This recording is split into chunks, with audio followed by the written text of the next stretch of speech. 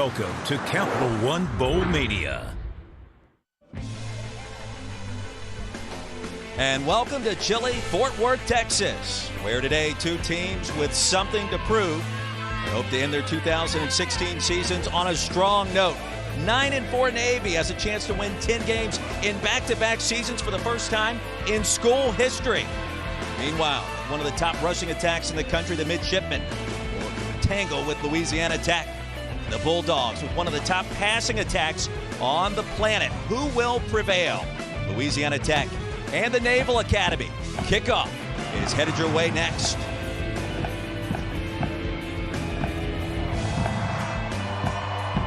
You're watching the Lockheed Martin Armed Forces Bowl as part of Capital One Bowl Mania. And welcome to the Lone Star State. Louisiana Tech and Navy, two teams fresh off of conference championship game appearances earlier this month. Hey, great to have you with us alongside a former UCLA standout and New England Patriot, Tom Ramsey, Chris Budden down on the field. I am Roy Philpott, and if you like offense, Tom, you've come to the right place for this one. These two teams, two of the most explosive attacks in the country. Yeah, really good. Louisiana Tech brings in one of the top passing games in the country, number 3 in total offense this year, passing the ball. And then for Navy, they run the ball in contrast to Louisiana Tech. They're one of the top rushing teams in the country, but I expect a lot of points between them today. It's going to be a lot of fun, a lot of fireworks. They're already going off here in Fort Worth. And for the Bulldogs, we talk about passing games. Two of the top receivers you probably haven't heard enough about. Carlos Henderson, this guy can do it all. Well, yeah, absolutely. If you haven't read or heard about him, Carlos Henderson and Trent Taylor, two of the top receivers in the country. Between them, 27 touchdowns. Carlos Henderson brings in a great yards per catch average, 19.5 yards per catch. And, you know, Ryan Higgins, you think about when the guy's spreading the ball all around, he's looking for these two guys a lot today because I think the matchup is this, Roy. I think the wide receivers of La Tech can go against the Navy defenders, and they have a good shot. It's going to be a lot of fun to watch this attack all afternoon long. Meanwhile, for Navy, it's been an up-and-down season for the midshipmen. Won 10 games last year, but a lot of injuries suffered this season. It's been a little bit of an issue at times, but give them credit. They've bounced back, started the year off 3-0. And they've overcome these injuries to make it all the way here to Fort Worth. Well, quite a bit of adversity has the Navy team seen, and they lost Tago Smith, of course, early on. Will Worth came in mid-season. They had a huge upset of Houston, and I thought that was tremendous. And then they stumbled against USF, and they got to the championship game. Both Navy and Louisiana Tech getting to the championship games. Of course, Navy losing to Temple 34-10, and they had 4 players get hurt. They had their quarterback get hurt again, and that opened the door for another young quarterback. No question. Zach Abey getting set to make his second career start. Disappointing the first half in the loss to Army. Very strong in the second half as we check in for the first time with Chris Budden. Chris? Well, Navy head coach Ken Niumatalolo compared Abey's progress to like cooking a pizza. He said that he wasn't ready to take him out of the oven yet. The cheese was still melting. But I talked with Abey earlier this week, and he said he's feeling a little bit more comfortable in this offense. Will Worth has been a huge help for that. One of the reasons is that he delayed having the surgery for his foot until after the Army game. I talked with him this week, and he says he's still in Abey's ear, but that for the most part, he's able to do everything on his own. He said once you see this offense live once, you're a lot more comfortable. So Will said he'll still be there talking in his ear, but for the most part, he's comfortable and confident. Chris, thank you very much. And Tom, you know better than just about anybody, playing the quarterback position in college, in the Pac-12, and also in the NFL for all of those seasons. It takes some time to get acclimated, and when you're thrown into the mix and not expecting it, that can be a little bit of an issue. Will Worth, watching this one from the sideline, injured, of course, as Tom mentioned, in the American Championship game earlier this month. And Roy, I don't think you ever expected, you don't want those things to happen, injuries, but, you know, Navy's had their share of injuries throughout the season, and I think more than anything, Navy knows how to respond to that adversity, and Zach Abey really came along. Skip Holtz, of course, leading his team. They lost in their conference championship game as well, the Conference USA game. They lost to Western Kentucky. And of course, the head man running the Naval Academy, Ken Niumatalolo, in his 9th season has done a remarkable job. 3 straight bowl wins. And again, a win today would mark the 2nd straight campaign of 10 wins or more for the first time in school history. Well, Louisiana Tech won the coin toss and elected to receive in a game that should be a lot of fun to watch. Capital One Bowl Mania continues. Great to have you with us. Chilly conditions, temperatures in the lower 40s. And our first chance to get an eye on Carlos Henderson. Numbers have been electric on the field as a receiver and also as a return man, Tom. Well, I think he's one of the best in the country. Carlos Henderson, hands down, one of the most explosive players in college football today. And he has a chance, a real chance to go to the next level. Louisiana Tech averaging more than 44 points per contest coming in. Top 5 in passing, Navy top 5 in rushing. Just about set, ready to go. Louisiana Tech in the red jerseys, white pants, Navy in the white jerseys, and the Navy pants, of course. Bennett Mooring set to kick things off here in beautiful Fort Worth, Texas. And the Lockheed Martin Armed Forces Bowl is underway. Henderson from the 2. The stutter step.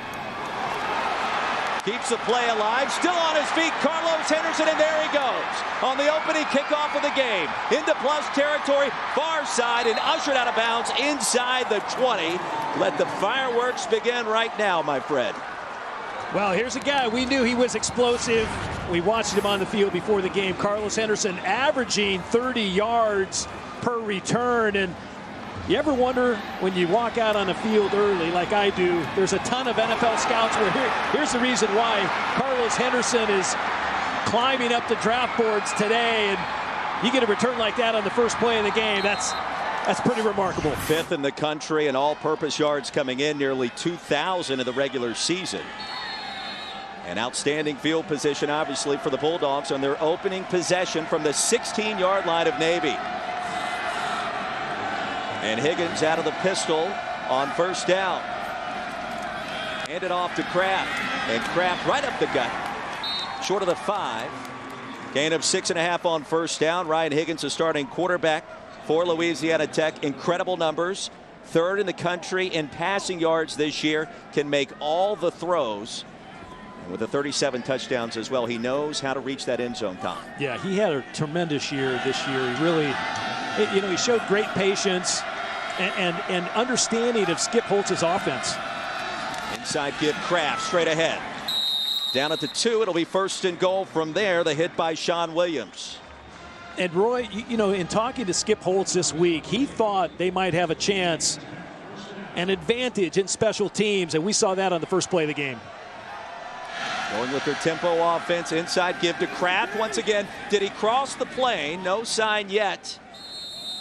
Kraft gained over 1,000 yards this season. He'll be marked short of the goal line.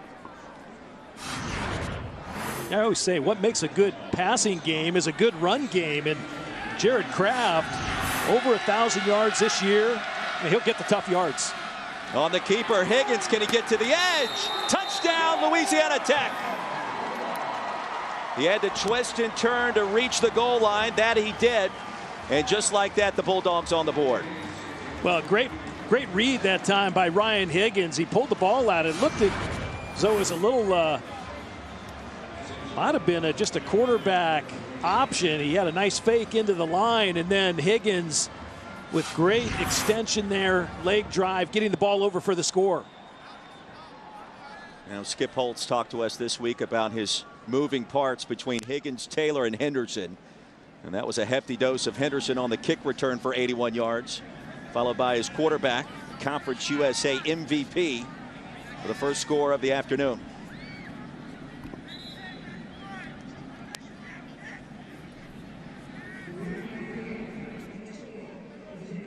Our referee today, Larry Smith. Replay official, Rick Jackson. And it has to be indisputable video evidence to overturn any call originally ruled on the field. You're looking for the placement of the knee, simultaneously with where the football is located as well. Ryan Higgins It looked as though he got the ball extended over the goal line. He came off the field and he talked to his quarterback coach, Tim Rattay, who, of course, record-setting quarterback at Louisiana Tech. In years past, had a nice NFL career with the 49ers and a few other teams, but that's a great mentor. Yeah, certainly nothing there to overturn that call. So a fast start for Louisiana Tech, bolstered by Carlos Henderson's 81-yard kickoff return.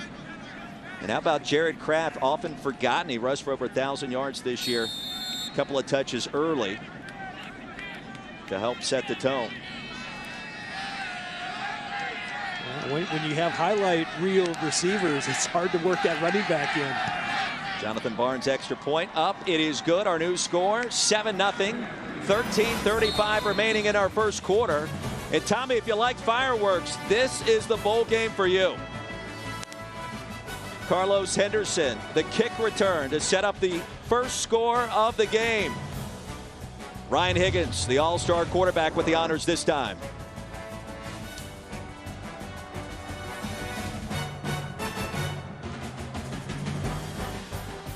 USA Louisiana Tech really not needing help from its special teams this year. They get it in the form of Carlos Henderson on the opening drive of the game. Louisiana Tech a 7-0 lead. Chris Budden, Tom Ramsey, Roy Philpott here in Fort Worth. And Navy set to receive the ensuing kickoff. Back deep, Daishin Romine, the speedster from Louisville, Kentucky. You see his numbers this season. Jonathan Barnes will kick it off for Louisiana Tech. Well, not even 90 seconds in, we've got points on the board. Dropped inside the 20 and barreling ahead across the 30. It's John Brown. It'll be 1st and 10 for Navy after a 15-yard return. Zach Abey making just his second career start. Started slow in the loss to Army, but really showed a lot of heart in that second half. Yeah, he really did. I think at halftime was the turning point for him. They went in at halftime. Ivan Jasper, the offensive coordinator, he went to draw stuff up on the board, Roy, and he was like, you know what? I got nothing to draw up. Hey, Zach, play better. Let's execute the offense and get after it. And they had a remarkable second half. They still lost the game, but they had a remarkable second half, and Abey really showed his stripes. No question about it. One wide receiver set on first down. They'll run the option. The late pitch. Romine off to the races, far side. You have to play assignment football facing this offense. And Louisiana Tech fails for the first time as Xavier Woods brings down the ball carrier. Not before a gain of 20. Well, Blake Baker, the defensive coordinator for Louisiana Tech, was worried about just this. The speed of the Navy offense. They get out on the edge, and they're cut blocking on the edge. The wide receivers are very good blockers, and a great late pitch that time by Abey. You got to think, too, Tom, it's good to get his confidence going early with that option game. A big play on first down. Plus territory, this time from the 48 for Navy. Late pitch, ball is fumbled, and the scrum, I believe Louisiana Tech came up with it. Prince Sam was able to get in there, and an early turnover, a costly one for Navy. And I thought the pitch was good that time by Abey. It was out in front of the back, and you know, it was a quick pitch, and it went out to Calvin Cass, and he just dropped the ball. And Prince Sam right there, I mean, Abey put the ball out in front. He led Cass on the pitch, and, you know, they're going at full speed. So that ball actually is right where the running back is going to catch it. And Coach Ken Niumatalolo not real happy about that one.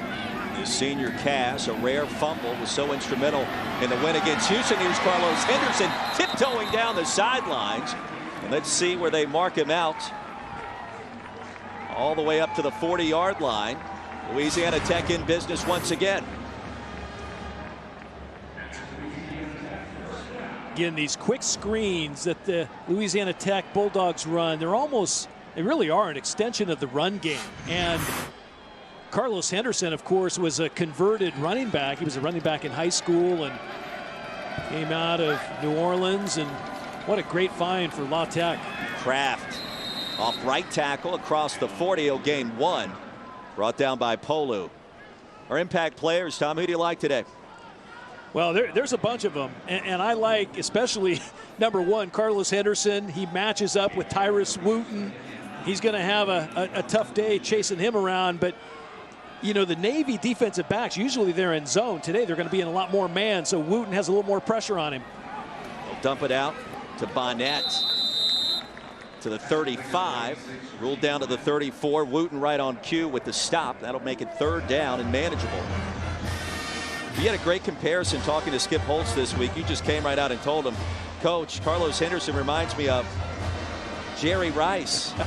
And we all just kind of sat there for a second and said, really? And then now that you watch him, you kind of get it. Yeah, when you watch a lot of film like I do, all of a sudden number 1 showing up everywhere. Taylor, 41st consecutive game with a catch, still on his feet. 1st and goal for Louisiana Tech. Brought down by Jared Ryan. And the Bulldogs are rolling here early. It's a gain of 30. And think about this, partner. As good as Carlos Henderson is, he was over 1,400 yards this year. Trent Taylor, number 5, 124 catches, 1,570 yards. I mean, just tremendous at the receiver position. Kraft stacked up. Amos Mason led the charge for Navy. 2nd down and goal from inside the 5. What a fast start for Louisiana Tech, a team that lost to Western Kentucky in the Conference USA Championship game by 2 touchdowns. We knew coming in this offense was explosive. You know, the question for bowl games as well, Tom, which team is more motivated to close its season strong?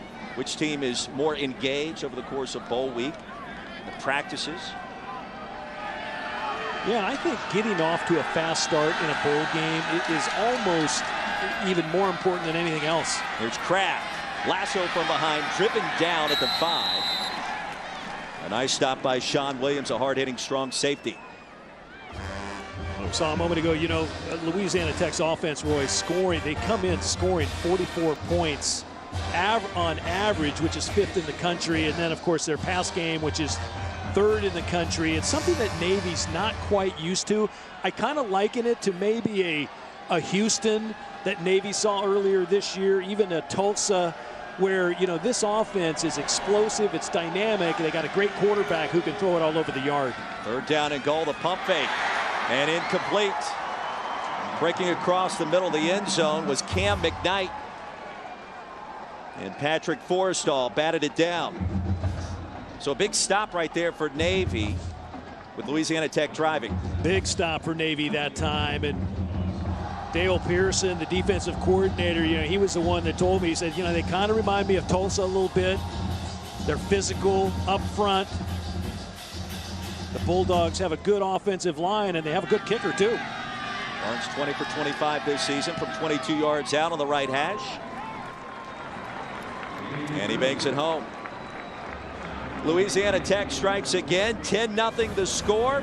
Here at the Armed Forces Bowl in Fort Worth.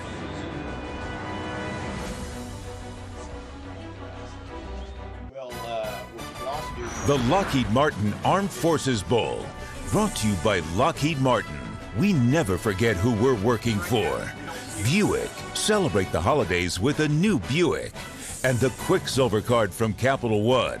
Earn unlimited 1.5% cash back every purchase, everywhere. Ah, yes, the Lockheed Martin F-35 flight simulator. Tom Ramsey, I'd like to see you in there one day. Can you handle it? Yeah, it's a hot ride. It's expensive, I hear, too. Yes, it is. Well, these two teams have had such a great time here in Fort Worth for this bowl game this week. And it's good to see that Mother Nature has accommodated us somewhat today. A little light drizzle in the area, but for the most part, it has moved out. And a fast start for Louisiana Tech. 10-0 lead, and even halfway through the first 15 minutes. And from inside the 5, brought down at the 26. 1st and 10 for Navy there for its 2nd possession after a gain of 21 as we take a look at our impact players once again. Well, we knew with Navy coming in and wanting to get that offense going once again, Sean White, the fullback, becomes a very big element of that triple option, but puts a lot of pressure on that defense of La Tech, and Xavier Woods, the senior safety, just a tremendous player, having a great year. And Brandon Durman getting a start at the Mike linebacker. He moves over from outside and, you know, puts a lot of pressure on that inside to slow that fullback down. And Louisiana Tech with 2 key linebackers out of this game, Jordan Harris and Dalton Santos. Give goes to Chris High, who's driven backwards by Aaron Brown. And Tom, he'll lose a yard on that play. Boy, Aaron Brown came off the block and just stoned Chris High. And Chris High is back and healthy. He got banged up about mid-season and allowed Sean White many more opportunities. But, boy, that was a big hit there. 2nd down and long. Let's see if AB takes to the air for the first time. Threw 2 picks in the first half against Army. Then, as we mentioned, settled down. AB runs the triple option. Looks like a wing T formation. They'll run the option again here. And AB hit after gaining 2. Crossing the 25-yard line. 3rd down and long. Well, right now, the Louisiana Tech defense really right on their keys. And Blake Baker, the defensive coordinator, said, hey, they got to keep their eyes right. Don't get fooled by the fast motions. Don't get fooled by the fullback dive, because AB can pull it out and get on the edge as quick as anyone.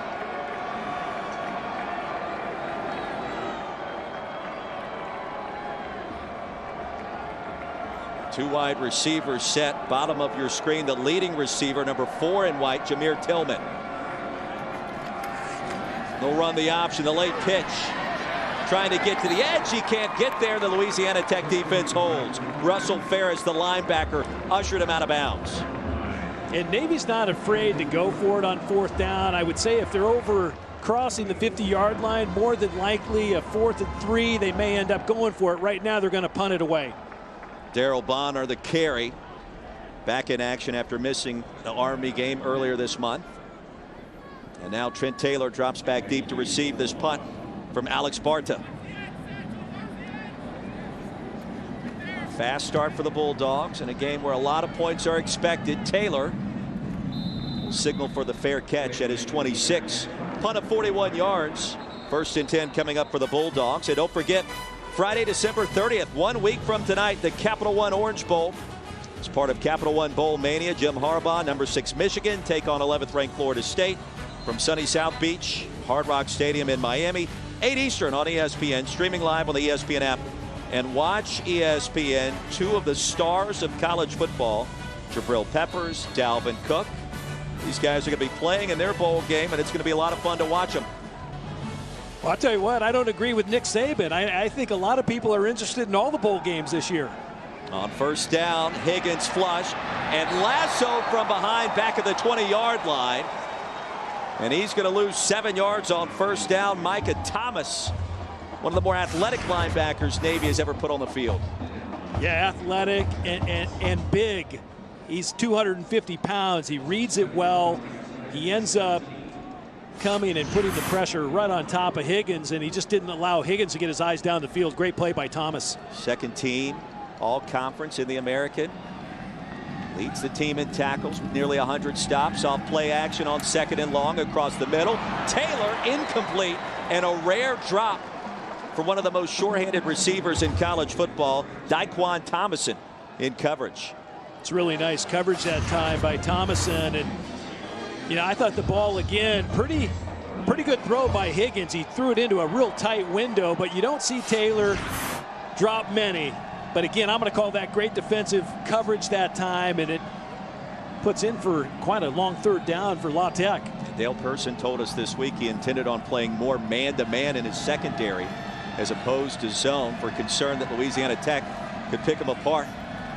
Big play here on 3rd down. Henderson near the stick and batted away by Tyrus Wooten, your impact guy.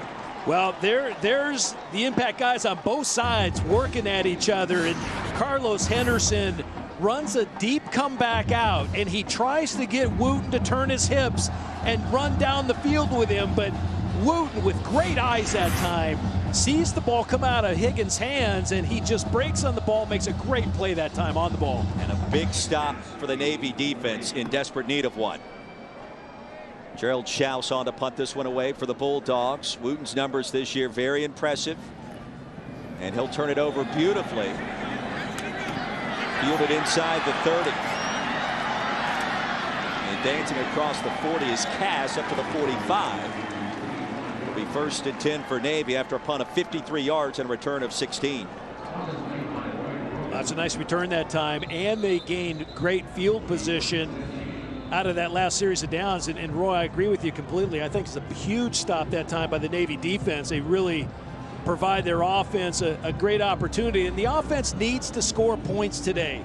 Navy has had a power outage with scoring points, and it's not because AB has come in. I think that's been part of the issue. But in the games prior to Zach Abey taking over, they were scoring over 41 points a game. Fake the handoff to White down the field and wide open. It should have been 6. Daryl Bonner found the seam, and AB simply overthrew him. And look at Will Worth telling his guy to calm down. They've been roommates this week leading into this bowl game. Well, Will Worth might be the best quarterback coach in the country right now for his team, because he knows exactly what Zach Abey's seeing and feeling. That time he just got a little over anxious. We talked about the points per game, 41.7 in the first 11 games, 13.5 in the last 2 starts. Think about that, against Temple and against Army. 2nd down and 10. The option, AB with a crease. And knocked down short of the 45 by Lloyd Grogan, a gain of 9. They're tops in the country in 3rd down conversion. They have a 3rd and 1, and I would think right here, if they wouldn't make it somehow on 3rd down, Roy, they'd go for it on 4th as well. In plus territory, Sean White, the jumbo fullback in the backfield. All 255 pounds of him. And he'll get the carry straight ahead. 1st down, Navy. Avon Washington made the tackle, chopped him down, but not before White picked up the 1st. And that's the pressure they put on a defense. They get into those 3rd and shorts, and then they keep making the chains clang around, and they want that to happen. They want the ball out of the hands of Louisiana Tech. Play action down the field, inside the 10 and incomplete. Double coverage arrived. Craig Scott, the intended target. Xavier Woods in there to try to disrupt it. Craig Scott, the junior out of Kansas City, hasn't caught a lot of balls on the year, just 1 for 7 yards. Will Worth heading off to be an officer for the Marines. They have a lot of Marine officers on this team. Yes, they do. It was interesting too. They showed up this week, had to take final exams at the team hotel. The academics as intense as you'll find in the Naval Academy. Off the option, the late pitch, and Cass finally corrals it. Near disaster after the fumbled exchange on Navy's first possession, and Cass was able to bring it in and fortunate to get back to the line of scrimmage. Yeah, AB again with the pitch, this time a left-handed pitch. I thought again the pitch is out in front, and that one might have been a little soft and underthrown to Cass, but Cass came up with it. 3rd down and long, no receivers in this formation for the midshipmen. 10-0 Louisiana Tech. The Mids need some points on this drive if they can get them. AB flush, looking downfield. 1st down, and the pass complete. The Chris High off to the races, shoved out of bounds inside the 5. It'll be 1st and goal. Nolan Lewis finally ended that play, but not before. A gain of 38 yards. Well, I would have said a week ago in the first half against Army, Zach Abey might not have made this play. He eludes a defender, and then his eyes go down the field, but then he got his eyes back to Chris High, who was standing along the sideline. Louisiana Tech, this is a warning. That's a big pitch and catch there for AB's confidence and for this offense. Oh, huge. And you know, that's what gets that Navy team going. A couple big plays and a great block down the field by Jameer Tillman. Almost got High into the end zone. Boy, High rumbling down there at 6 feet 225. We'll show the option look once again. AB will keep it. Stacked up and knocked down quickly after a short pickup. Lloyd Grogan, the initial contact. Boy, Colin Scott's in there too. Freshman out of Houston, Texas. He got up under Zach Abe's chin. Boy, he really delivered a blow. Romine in the backfield, along with Sean White, the two slot backs. Trey Walker the other. Second down and goal. AB, touchdown! From 3 yards out, in Navy on the board for the first time this afternoon. I like the play call. That time they don't hand it to the big fullback, Sean White. They just allowed him to block and create an opening for Zach Abe. Nice play call that time by Ivan Jasper. Big number 31 becomes really a pulling guard from that fullback position. Making just his second career start, Zach Abe has his team on the board. 10-7 our new score. 4:04 remaining in our first quarter. And how about the sophomore who grew up just 5 miles from Annapolis, reaching pay dirt for the first time? And we got a ball game. Now points in bunches here at the Lockheed Martin Armed Forces Bowl back in Fort Worth. 10-7. Louisiana Tech out in front of number 25 Navy. An impressive drive just concluded moments ago. Zach Abe, the third string quarterback for the midshipmen this season, converting from 3 yards out. Two teams that both played in their conference's championship games, looking to end their seasons on good notes. And here's the clue for today. 10 points probably isn't going to win it. No. No, not when teams average over 40 and just under 40. Henderson had a pretty good start to this game. 82-yard kickoff return. Get Louisiana Tech on the board first. And now Navy set to kick things off. Bennett Mooring. See if they try to kick it away from Carlos Henderson. And they will not. Henderson from his 2.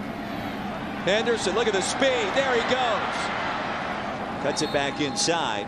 It'll be 1st and 10 for Louisiana Tech. Hey, Chris Button has a special guest with us, Jacquees Dancy. Chris. I do, and he's cheering on Carlos Henderson. He's really such an incredible story, a running back for Louisiana Tech, who maybe is the most courageous one out here as he's battling Hodgkin's lymphoma.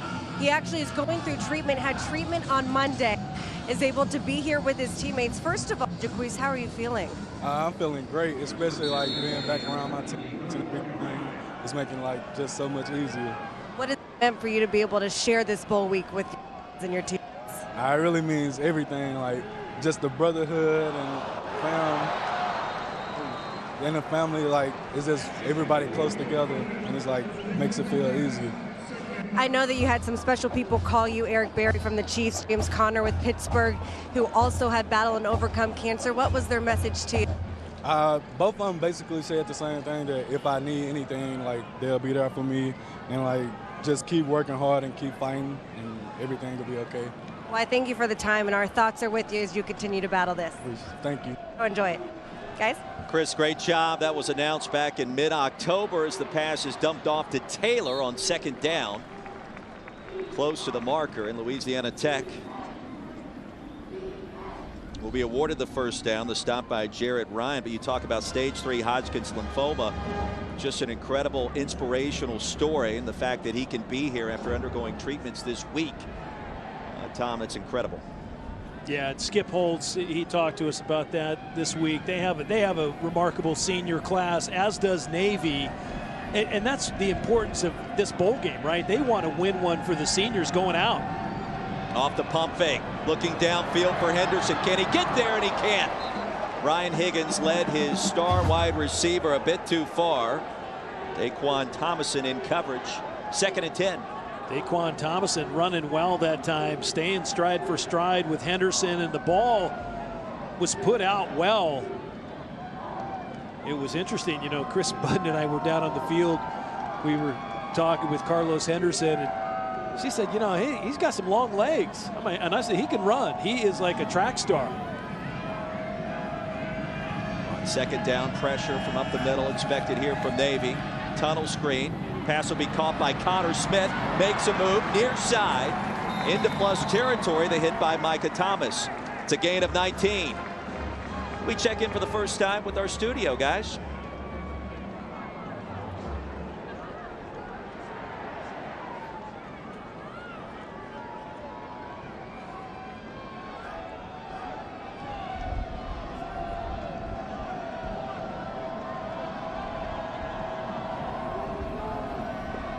Adnan, thank you very much. Not too shabby here. Overcast skies, temperatures in the mid-40s.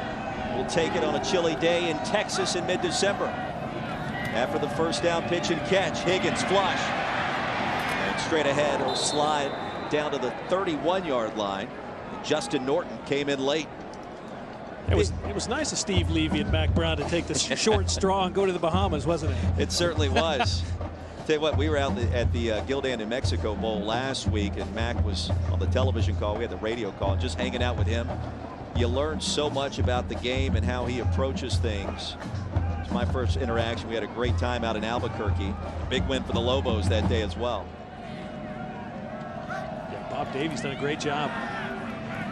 Swing pass to Taylor. He's got the first down on 2nd and 4. Taylor will pick up 6. Ryan knocked him down, but the drive continues. So you're all brushed up on the triple option and the speed option. We've been living it this year. New Mexico, they really bring it. They bring it, as well as Navy.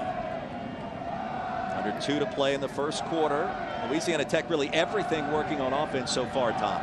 Yeah, as long as they work in the running back, I think they feel real good about their offense. And then Higgins just finds the open man. Sit it to the back. Kraft needs to make a move, cannot. Driven down to the 25 by Norton. Nice play in open space by the linebacker. Yeah, really nice tackle that time. And it really, this is, you know, even for Navy to prepare for a team like Louisiana Tech, it really kind of puts a lot of pressure on the edges of the Navy defense. Navy wants to play you within the phone booth, right? They want to kind of mug you, if you will, but this offense, there's no mugging available because everything happens out on the edge. Facing a 4-man front. Give goes to Kraft, right up the gut across the 20. It'll be 3rd down and a long 2. Uzoma made the stop.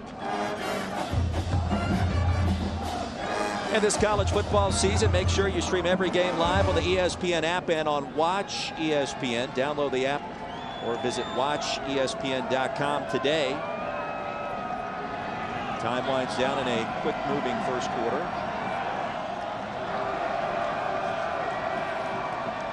3rd and 3. Taylor got to the edge. Taylor off to the races. Touchdown, Louisiana Tech. Well, Tom, you won't find many easier than that one right there. From 19 yards out, the Bulldogs back on the board.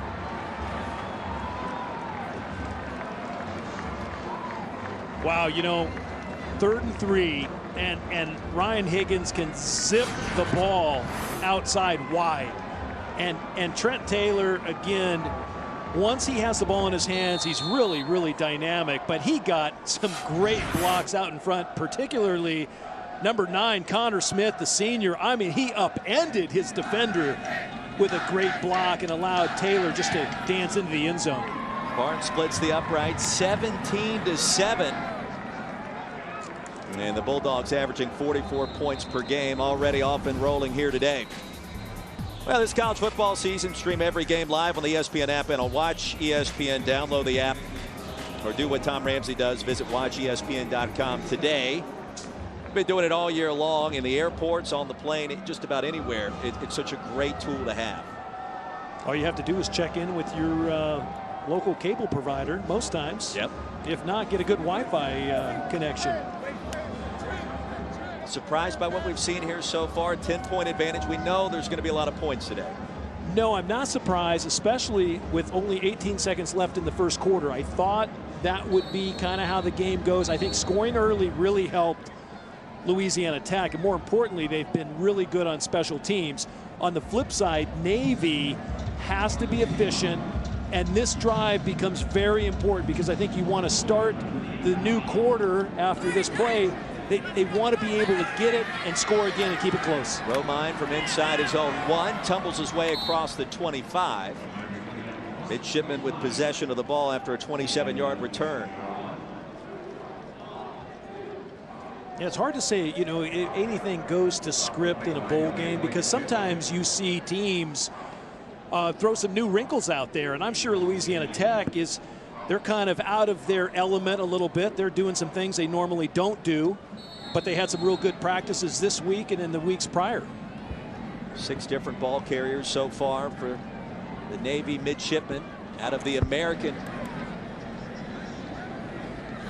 And AB will check with the sideline once again for the play call.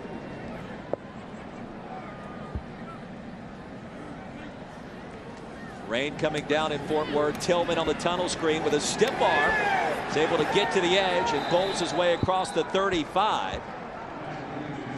2nd and 1 coming up on a nice looking pitch and catch. Well, Jameer Tillman, when he straight armed the defender, he had a little hole of a face mask, but I don't think they called it.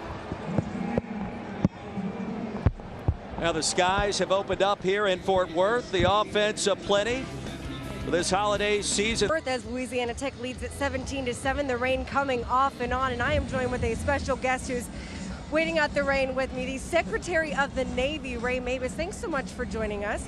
You've been to several of Army-Navy games. What's it like to see these guys enjoy football before they go out to serve our country? Well, every one of these guys playing here today is going to turn pro. They're just going to turn pro in service of our country. And these are the best America has to offer. They take an incredible academic load, all the military stuff, and then,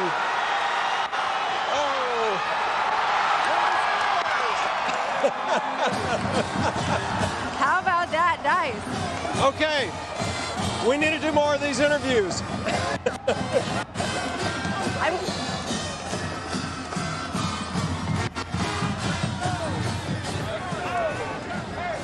Ooh, that was America's in good hands, right? No doubt.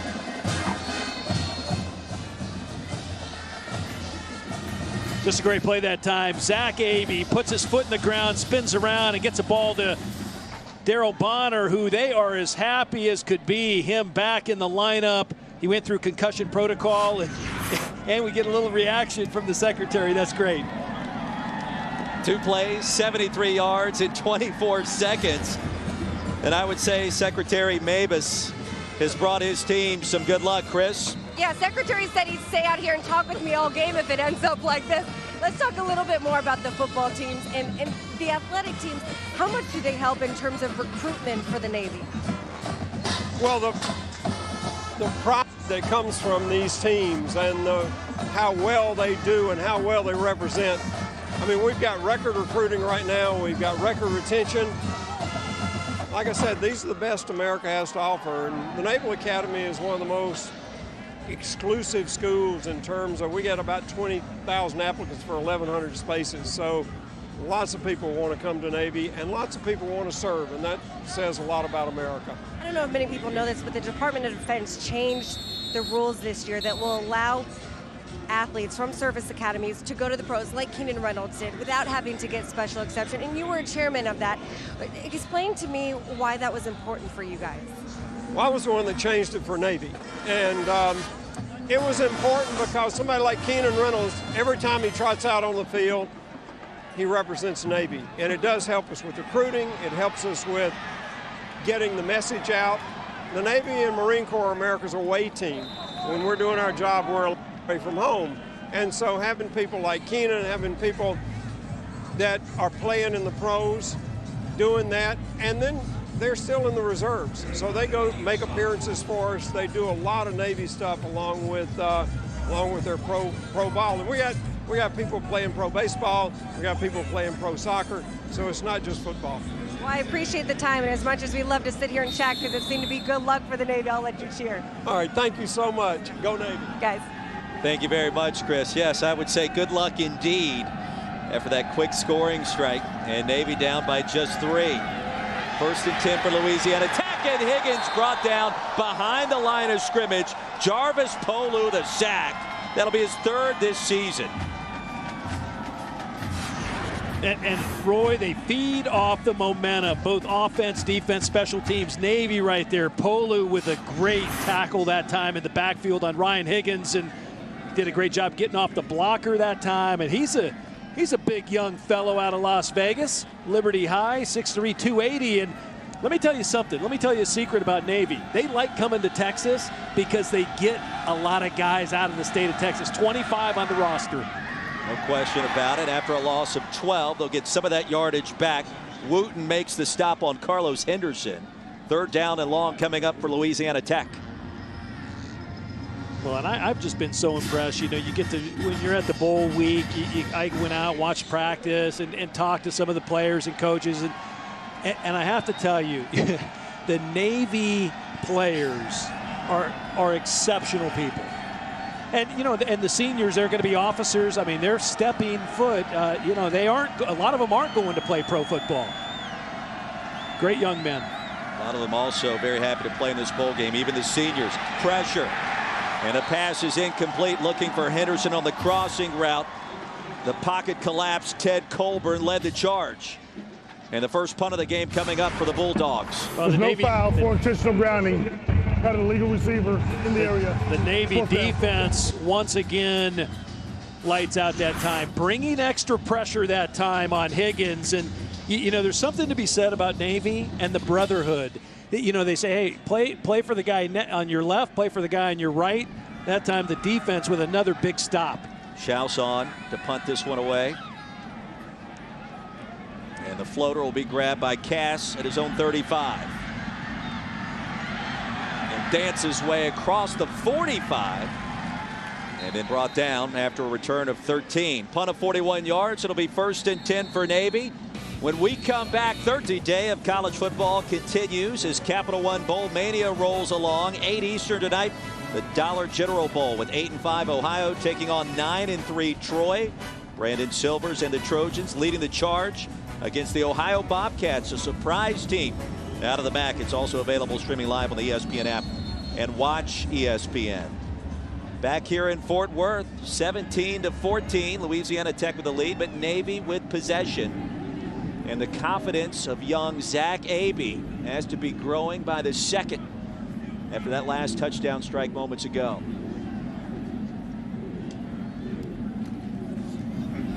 The option on 1st down goes nowhere. A late flag on the field. The first penalty of the contest coming up. Keontae Gardner brought him down. This could be a face mask. Yeah, I do believe that's going to be the call. I saw Abey's head jerk, and that. During the run, personal foul, face mask, defense number 98. 15-yard penalty, automatic, 1st down. Aaron Brown, the guilty party. Yeah, and I'm sure the message right now from Skip Holtz is, hey, listen, this is when you have to up your game. This is when you have to stay stride for stride with Navy, because they know they're in good shape. They're going to run all day long. And this is when, if you're La Tech, you got to really step it up on defense and get a stop here. So what should have been 2nd down and long becomes 1st and 10 now in plus territory. With the option, Abey keeps it. And across the 35, a gain of 6. Navy's been very impressive on the ground. It took a little time to get going. And then that last touchdown strike in just 2 plays. The Secretary of the Navy, Ray Mabus, looking on. Couldn't have timed that one any better. Yeah, they had the fumble early on, and that definitely set them back. But I'd say they have started to get in rhythm. They've kept the plan simple, but they've really been aggressive in the play calling. With the option, Abey, the keeper, to the edge, a stiff arm. Abey off to the races, dives short of the end zone. 1st down and goal coming up for the Mids. Well, and that's where they want to get Abey. They want him to carry the ball. They want him to do some running. And Ivan Jasper, the offensive coordinator, told me, you know, listen, he earned the street cred against Army in the 2nd half. And he played his heart out. But, you know, they're used to winning games. Under Nia Matalolo, they are very successful. They're on the verge of yet another 10-win season, and that's never been done in the history of Navy football. Sean White, the fullback, will look over to the sideline once again for the play call after a gain of 30 by Abey. In just his 2nd career start, he's one time committed to Buffalo, instead ended up at the Naval Academy, and Abey with his 2nd touchdown of the afternoon.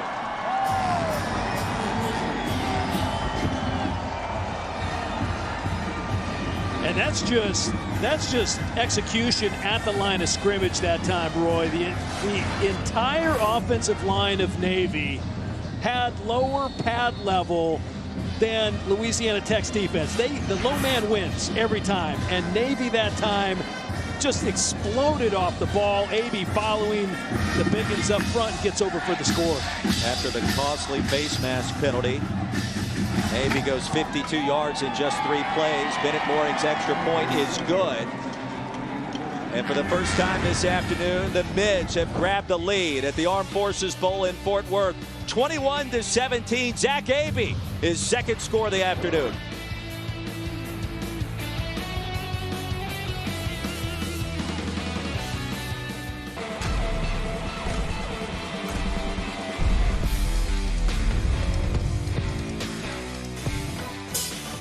The Lockheed Martin Armed Forces Bowl, brought to you by Gildan, your favorite t-shirt, AT&T, and Lexus, who wishes you happy holidays.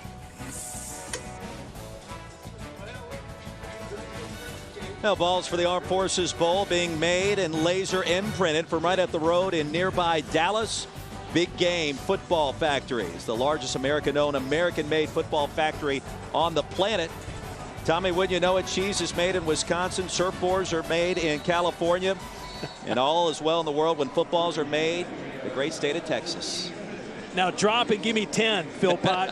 How about some push-ups for the points, huh? Hey, 21-17, we got a ball game just as we drew it up. A lot of offense here in the Lockheed Martin Armed Forces Bowl. After Navy grabbed its first lead of the ball game, Henderson may have just given it right back, and I believe he did. That's a live football. Navy gets it back. A costly mistake by Carlos Henderson, and the ball just bounced around there forever, and Terrence Laster was able to corral it. Well, they elected to more or less pooch it, and you're absolutely correct, Roy. Carlos Henderson just misjudged it, and the ball, somehow the ball stayed in bounds. Henderson misses it, the ball scoots by. It's a great play by one of the Navy players, and then Terrence Laster was the one that fell on it, the junior out of Cary, North Carolina. What a huge play. There is a flag on the far side of the field. Jerry Thompson nearly brought it in before it squirted out and right in the big mitts of Laster. Yeah, Jerry Thompson, backup safety there on special teams. The ruling on the field is the kick did not touch the receiving team. However, the kicking team member was out of bounds when he touched the ball. Therefore, we have a kick out of bounds. It'll be 1st and 10 for Louisiana. Wow. So after all of that, what appeared to essentially be a turnover, a technicality will basically give it back to the Bulldogs. So they're saying The ball will be spotted at the 35-yard line. They're saying Jerry Thompson was out of bounds when he touched the ball, and on our replay, you know, you can see Thompson sliding, and he goes out of bounds, but the ball is back in the field of play. Correct. And that's the tough one for me. Yeah. Follow the bouncing ball. Well, it doesn't feel right, but a big break for Louisiana Tech after a wild sequence. With all that in mind, 1st and 10 now from the 35 for the Bulldogs, suddenly trailing by 4. Boston Scott in the backfield. The tunnel screen is not caught by Connor Smith. Jared Ryan in the area in coverage. You can feel momentum in this game. Is an incomplete forward pass. Shifting in favor of the Naval Academy big time.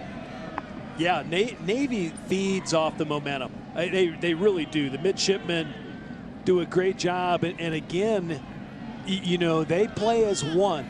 And special teams makes a big play. You can tell they get excited and great emotion on the sideline. And, boy, they brought it right back over to their defensive side.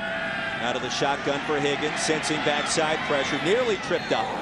And he'll slide his way across the 35, and a late flag and a personal foul coming up here potentially on Brandon Jones. Well, you can't touch the quarterback when that slide begins, and Higgins was halfway through it when the contact occurred. Personal foul, defense number 3, hitting the sliding quarterback, 15-yard penalty, first down. And Navy's the least penalized team in the country. And that's a no-brainer. Nearly took his head off. And that is a flagrant foul. Yes. Yeah, you gotta lay off him. Higgins sliding in. Got to avoid him at all costs. Louisiana Tech came into this one as about a 7-point favorite. Fireworks expected, and so far we've seen it. Hand off to Boston. We'll try the right side. And Boston Scott, quality pickup on first down, brought down by Micah Thomas. And on the far side, Tyrus Wooten and Carlos Henderson are just going at each other. Henderson that time trying to block, and Wooten there to mix it up. Second down, 3 to go. Scott again with the carry, right up the gut. First down, Louisiana Tech. And gang tackle near the 35. Brandon Jones initiated the contact, and the drive continues. Yeah, Brandon Jones with a nice hit that time, playing that inside linebacker position. For an injured defensive player. Brandon Jones going to come off the field. Number 3 in white being helped off on your screen. Junior from Keller, Texas. Navy recruits the Lone Star State much more actively than most people realize. We talked to the head coach this week, Ken Niumatalolo, and he confirmed it multiple times. Hey, this is kind of a showcase for us here in the Metroplex. Well, and more importantly, when they came over to the American Athletic Conference, they specifically asked to be in the West. They wanted to be in the West. You'd think they'd end up in the East. Temple, of course, is the team they faced this year in the championship game coming out of the East, but they requested that they come to the West just for recruiting. Backside pressure. Henderson has it, and on the hitch pattern, he'll pick up 15 and another first down. Daquan Thomason in coverage. Louisiana Tech off and running once again. Yeah, Texas, very fertile ground. Again, 25 players out of Texas on this Navy team, and 17 each out of Tennessee and California. That's a great look that time along the sideline, and you see Henderson with just great body control and route running ability, and he gives Higgins a great target to throw to. We got our eyes on him this week, and he just makes it look easy on the field. Effortless at times. They'll empty the backfield as Scott will go to the slot, and Taylor lassoed down. Here comes the penalty flag. It'll be first and goal for Tech. Thomason, the guilty party, and that'll cost him. And the senior out of Clayton, North Carolina, has had an active first half.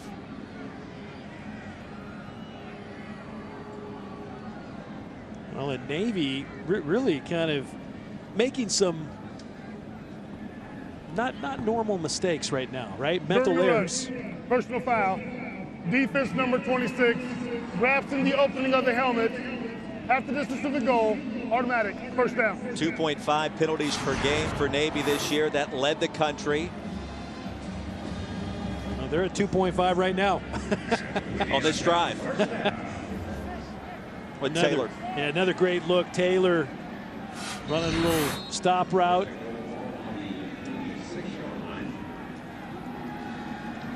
And pick your poison this deep in the red zone. Higgins has 37 touchdown passes this year.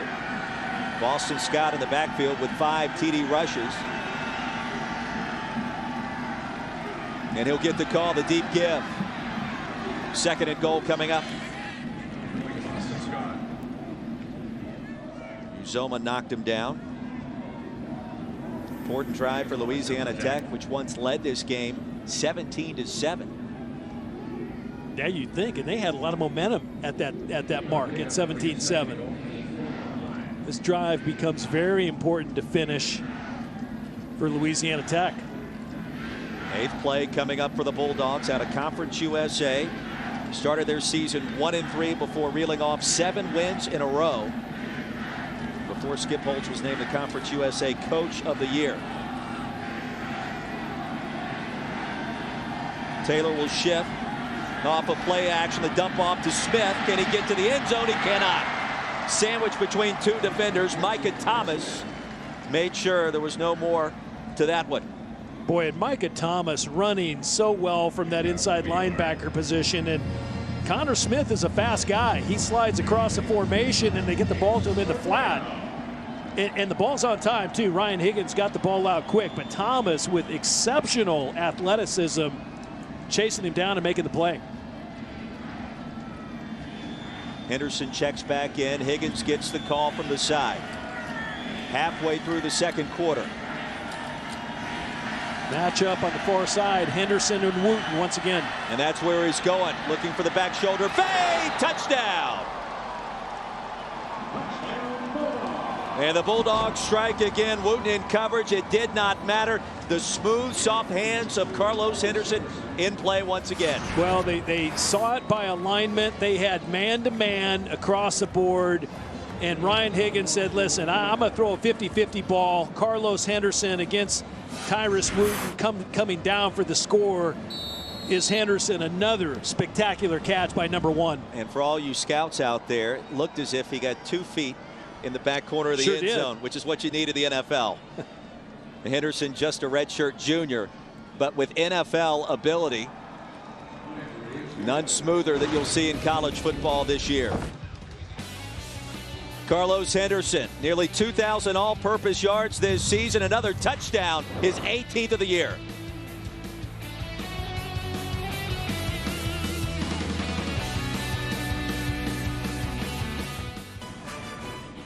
Now, Christmas Eve night, we'll have the Hawaii Bowl from Aloha Stadium between the Rainbow Warriors and 8-4 Middle Tennessee, all part of Capital One Bowl Mania, 8 p.m. Eastern on ESPN, streaming live on the ESPN app. And watch ESPN and keep an eye on Itavius Mathers. 1,500 yards on the ground, 16 touchdowns this year. He also caught 62 passes as well. With Chris Budden, Tom Ramsey, Roy Philpott, great to have you with us back here. Amon G. Carter Stadium in beautiful Fort Worth, Texas. And a high-scoring affair in the Armed Forces Bowl, 24-20, after an impressive response by Louisiana Tech. Yeah, good drive that time by the Bulldogs. Barnes kickoff, fielded inside the 5. And a running lane opens up briefly. Across the 30 goes Romine. And how about Zach Abey and his performance today? He's bounced back in a big way. Well, Abey's really done a nice job, both on the ground and in the air. Gets over for the score, and then he has another nice long run that gets inside the 5-yard line. Zach Abey so far 8 rushes, 52 yards, 2 touchdowns, and he's 3 of 5 for 111 yards through the air. He had the nice touchdown pass to Darrell Bonner, a 64-yarder, and you see what he did against Army today. He's bettered his numbers, and he's still got quite a bit of time to play today. Off the toss sweep, stacked up, nowhere to go. As Jordan Bradford brings down Chris High for a loss of 2.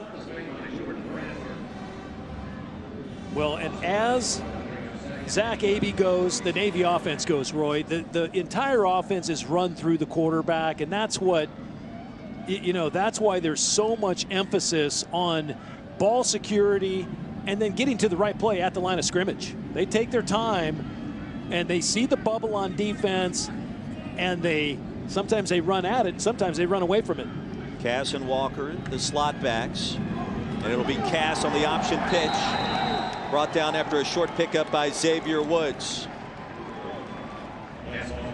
Well, Xavier Woods, usually a free safety, that time dropping down into the box and playing the edge and playing it as well as an outside linebacker would.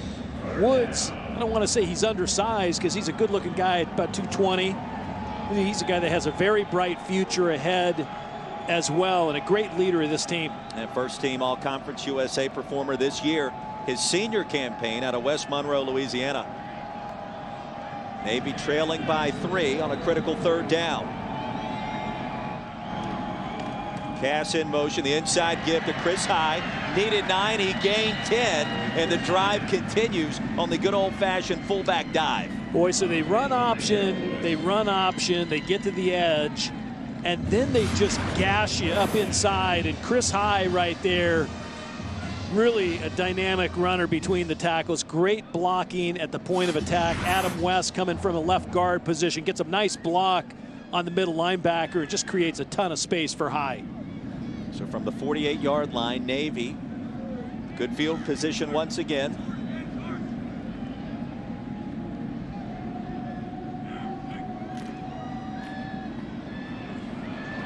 And Zach Abey across the 45 into plus territory. A gain of 10 as the drive continues, and we check in once again with Chris.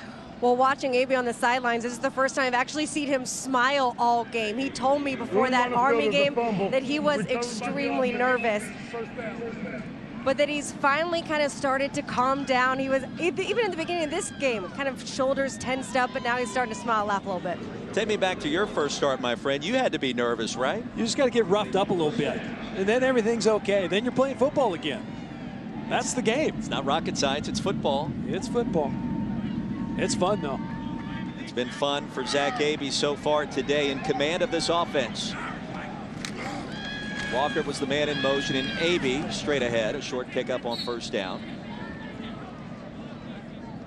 Well, and yesterday at the Armed Forces Bowl luncheon, Nate Boyer was the keynote speaker. Nate Boyer, you know, did tours of duty, I believe 4 tours of duty in Afghanistan. And he said, you know, I was trying to figure out what to do with my life, and I kind of always liked football. He didn't play in high school, but he walked on in Texas and became a long snapper and even snapped for the Seattle Seahawks. And I was like, you know, he'd say, well, why'd I do that? He goes, because football is fun. That's why. Oh, what a great story. Yeah. Walker on the pitch, far side run with a lane, an awkward fall, and ushered out of bounds near the 24-yard line. It'll be 1st and 10 for the Mids. So, partner, look at the clock, 3:53 and counting, and I said at the 7-minute mark, I said, this is where Navy starts to grind on people, and they get the pitch outside.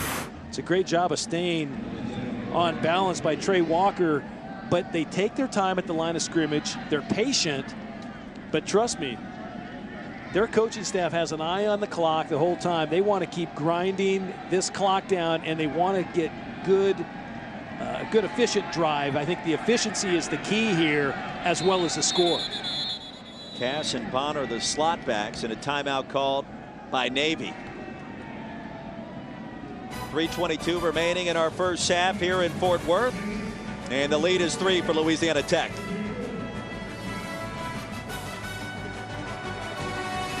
Charge in his 9th season for the Naval Academy, and Navy driving once again, 1st and 10. Knocking on the door of the red zone. Colonel motion in as an extra blocker.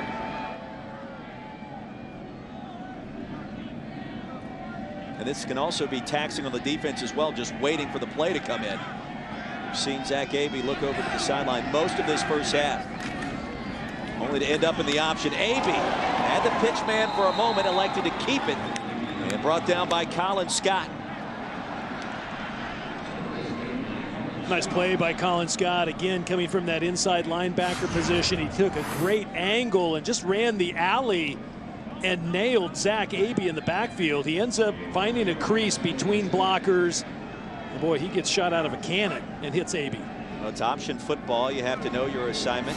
Fullback looking for the dive. Quarterback looking for the keeper, and the pitch man. We heard it all week long from this Louisiana Tech coaching staff. The sweep goes to Cass, far side, and sent out at the 20. A loud collision at the end. Elliott Blankenship knocked him out. And this will be an interesting call for Ken Niumatalolo, because I'd consider yourself down in 4-down territory to get the first. See a whole pile up on the sidelines. It's nice that they have those pads that protect the cheerleaders over there. Yes, sir. 3rd and 7. Two of the top offenses in the country on display today. Navy top 5 in rushing. Louisiana Tech top 5 in passing. Approaching 2 to go in the first half, and they'll pass it. Abey, sensing the pressure, can not get out of the pocket, rather, and brought down by Russell Ferris. And the whistle blew rather quickly after a loss of 1. And a timeout, I believe, has been called. Timeout. Louisiana Tech. It's a second charge. It'll be 30 seconds in length. So one left on the back end. The game clock to 2:07. 2:07. Larry Smith with a call potentially for the ensuing possession for the Bulldogs, who really may not even need it with 2+ minutes left. Yeah, good use of a timeout there by Skip Holtz. So they'll talk things over. That gives us a chance to remind you about the games we've been waiting for all season long. The college football playoff semifinals right here on ESPN, December 31st. All part of Capital One Bowl Mania. The first one is the Chick-fil-A Peach Bowl at 3 Eastern. Number 4 Washington battles number 1 Alabama. Then at 7, third-ranked Ohio State. Number 2 Clemson in the PlayStation Fiesta Bowl. Both games streaming live on the ESPN app and watch ESPN. So out of the timeouts, Navy attempting a field goal. Officially a 39-yarder from the left hash. Bennett Mooring. 1 for 3 from this distance this year. Plenty of leg strength. And he splits the uprights. Tied at 24. 2:02 remaining here in the second quarter. As we check into the studio and Adnan Virk. Adnan.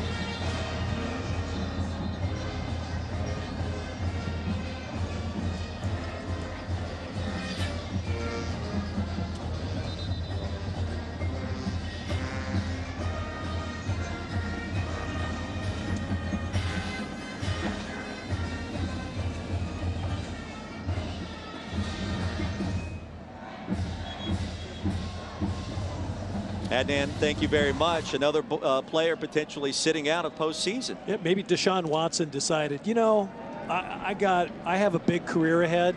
You think? No, never. He's a team player. He's a team player. Play for the guy on your left and play for the guy on your right. This is the great thing about football. It's a selfless sport. And guys, you play for the brotherhood. Every guy that leaves college football wants to play one more game. I'm telling you. There's insurance policies for people that get hurt. Christian McCaffrey, Leonard Fournette, and now Elijah Hood all electing to sit out. Of course, Deshaun Watson has a national championship to play for. But what kind of message does it send to your teammates that you're electing to sit out, and what would be your final game of your collegiate career? Well, just for our audience, I was completely joking when I mentioned Deshaun Watson. I don't think he'd ever sit out. No. But Elijah Hood is injured, and I understand his case. So a little bit different there as Scott is set to receive the ensuing kick. And from inside his own 5, will tap dance across the 15. A 24-24 ball game. This has been a lot of fun so far, but this has been a serious issue away from the on-the-field action. It has. Elijah Hood has announced he is coming back for next year. The other players you mentioned are prepping for an NFL draft, and you know, there could be a ton of discussion there. I think more importantly, partner, we have ourselves a tie game, and we knew this was going to be a tight game, a well-played game. It's pretty clean thus far, and I think it's going to be a high-scoring game. I think the second half they're going to make some tweaks, some adjustments at the half, each team. But right now, you know, with Louisiana Tech calling a timeout before Navy kicked that field goal, they leave themselves with 2 timeouts and some decent field position. Higgins back in, guns it across the middle. It's caught. And on first down, he'll gain 13. Trent Taylor, another grab in what's been a sensational senior campaign for the senior from Shreveport. Remember, this is a team that scores. They average 44 points a game, 360 yards passing per game on average. So Ryan Higgins can spin it. Extremely accurate.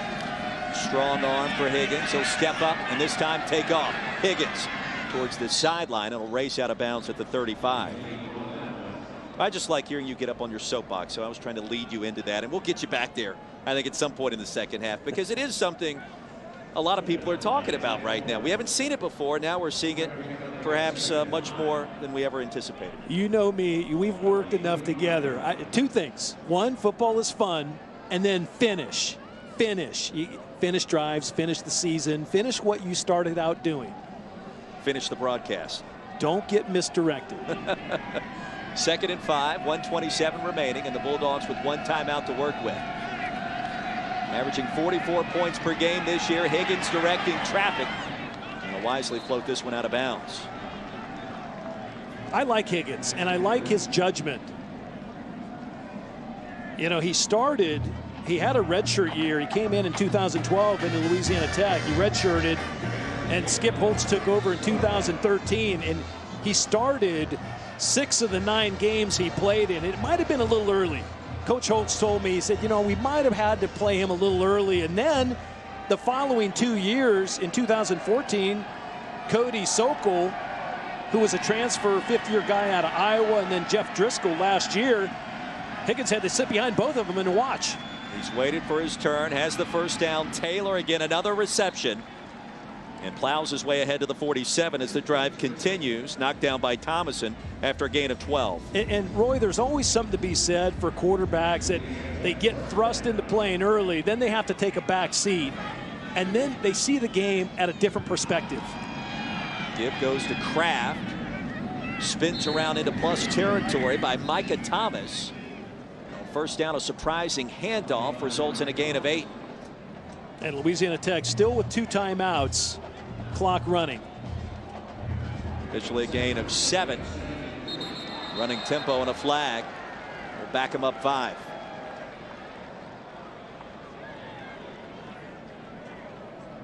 Yeah, that hurts them there. They'll get backed up 5. They need to be back on the ball when the clock starts, because it'll start on the referee's whistle, and then you need a big chunk and then use one of those timeouts.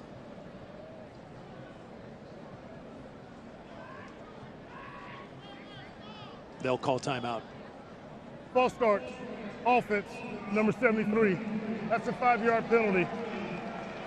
Louisiana Tech has elected to take a timeout to avoid the 10-second runoff. Kirby Wixon, a 5th-year senior from Pearl, Mississippi. And with 43 seconds remaining now, Louisiana Tech with that 1 timeout left. A lot of big games coming up on the ESPN networks, and right here on ESPN as soon as we're done. Ohio and Troy, the Dollar General Bowl. Mentioned on Christmas Eve, Hawaii and Middle Tennessee, and Mississippi State and Miami of Ohio coming up Monday morning. Yeah, at 11 a.m. Good to see Hawaii back in the bowl. It is. Nick Rolovich took over as the head coach there, had been the offensive coordinator out at Nevada. Nice job by him. See Ken Niumatalolo, what a season it has been for him, and all the injuries, as many as 92 games have been lost by starters and significant contributors due to injury. They won 10 games last year, already with 9 this season, 7-1 in the American. Very impressive. Never mind the fact they didn't return any starters on the offensive line or at many of the skill positions. Now on second down, out of the timeout, Higgins will float it across the middle. Taylor's got it, headed towards the end zone. Touchdown, Trent Taylor. And just like that, the Bulldogs back out in front.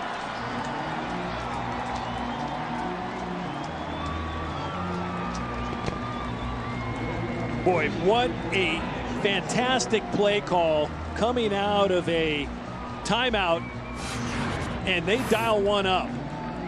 Skip Holtz, Tim Rattay over on the sideline for Louisiana Tech, and Ryan Higgins throws a dart.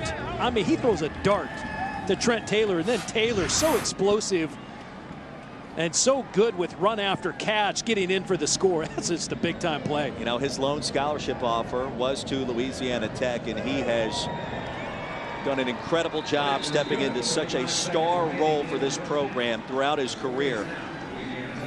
Surprising speed, the all-time leading receiver in school history, and a 51-yard scoring strike completed moments ago. Ryan Higgins getting the job done to one of his star wideouts. The 5'8" Trent Taylor gives Louisiana Tech the lead right back.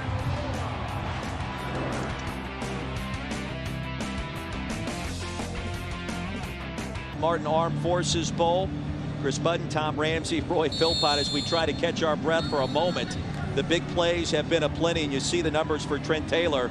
Already a $150 through the air and a couple of scores. Yeah, just a great play call that last time by Skip Holtz, really dialing one up, and then great execution by Higgins and by Taylor to get the ball in the end zone. Up back will field it at the 12.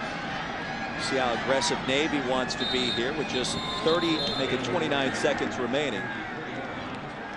Russell Ferris brought down the returner.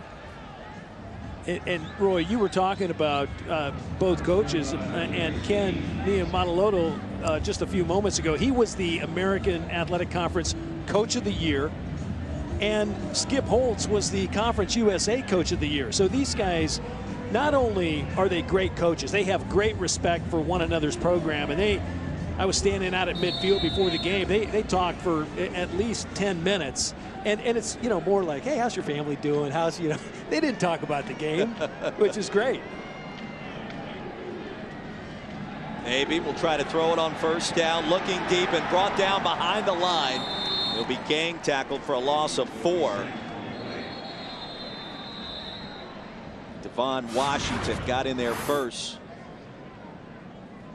The pocket collapsed on this sequence. Yep, Louisiana Tech knows how to bring the heat. They end up running their lanes, and then they bring one rusher late, Washington, and just making a great play there. Navy, it's your second charge, 30 seconds in length.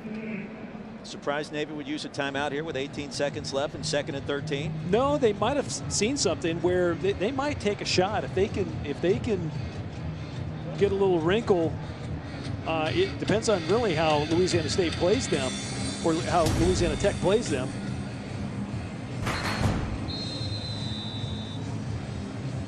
Skip Holtz looking on. What a remarkable job he has done. He's gotten to the Conference USA Championship game 2 times in the last 3 years. They haven't won it just yet. Given the personnel losses from last year's team, they sent 7 players to the NFL that made active rosters this year. A remarkable job in a bounce-back season where there really weren't very high expectations. Well, and out of those 7 players, too, Louisiana Tech lost their bell cow, Kenneth Dixon, now with the Ravens. AB down the field, nearly picked off and nearly caught on the deflection. Jameer Tillman in the area, the 2nd all-time leading receiver for the Mids. 3rd down coming up, 11 seconds left. Prince Sam nearly picked it off. Yeah, I like the call. You know, get it to your big play receiver down the field, and AB just threw the ball behind Tillman. He was open, but Tillman is so good with the ball in his hands. Once he catches it, he's a great runner. 55 combined points scored in the first half of the Armed Forces Bowl. And with 7 seconds remaining, Louisiana Tech now will utilize a timeout. Timeout. Louisiana Tech. There's a 3rd and final timeout. 30 seconds in length. So the thought process here, to 8 seconds. put number 5 or number 1 back deep and see if you can create a big play between Taylor or Henderson. And if you're Skip Holtz, I don't blame him one bit. No, and this is the time when if I was a Navy punter, I'd kick it out of bounds as far as I could, and then let him play defense for 1 play. Right. Well, we thought it would be high scoring. Yeah, there was a high likelihood that we would have a couple teams over 40 points today, and I think that's what we're in store for. Alex Barta back on to punt this one away, and Taylor drops back deep to receive. Trent Taylor's 5 yards away from establishing a new bowl record for receiving yards. And a couple of touchdowns to boot here in the first 2 quarters. Under duress, Barta gets it away, and Taylor let it bounce harmlessly inside the 15 for the last play of the 2nd quarter. Another 57-yard punt. And the fireworks were aplenty here at the Lockheed Martin Armed Forces Bowl. 31-24, Louisiana Tech, a 7-point lead headed to halftime as we send you back to the studio in Adnan Burr. Guys, Stay over there.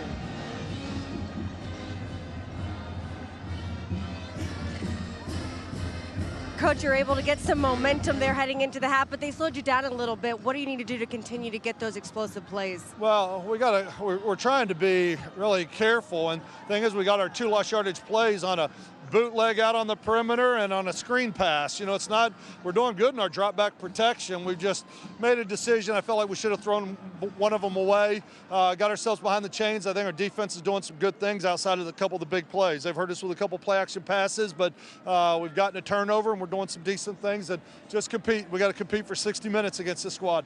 Zach Abe's been moving the ball well. What have they done to get some production against you guys? I'm sorry? Zach Abe's been moving the ball well. What have they done to get some production against you guys on offense? Well, I mean, with their offense, yeah. I mean, they loaded the end one time and hit the quarterback around the end, and they got some great schemes on a third down. We did a little movement, and they hit it up inside. I mean, they do a great job. Ken's a great coach. He's got all the answers in this offense, and so you can't just keep doing the same thing, because he's going to scheme you and he's going to get to you. I appreciate the time. Good luck. Thank you.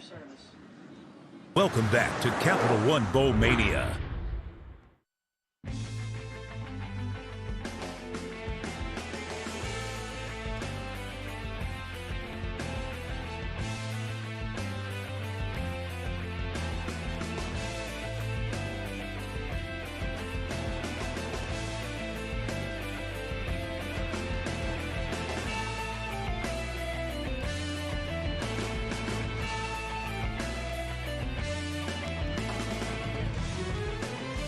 And welcome back to the Lockheed Martin Armed Forces Bowl, all a part of Capital One Bowl Mania here in beautiful Fort Worth, Texas.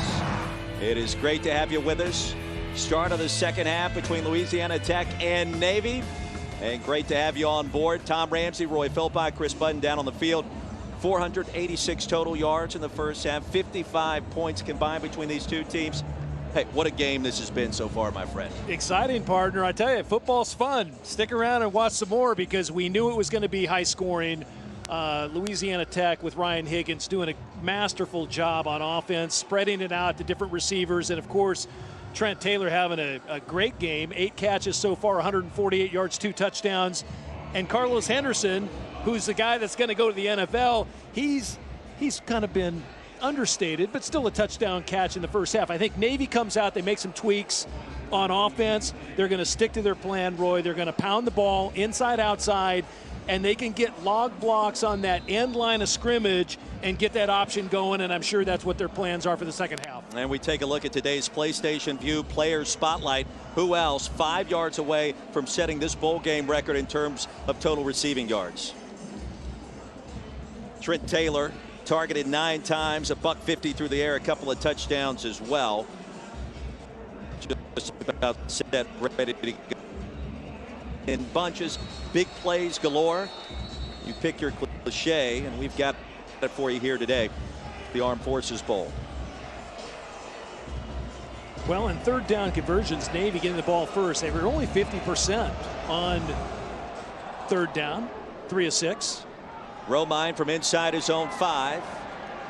And straight ahead across the 20, hit hard down to the 21 with a late flag on the field.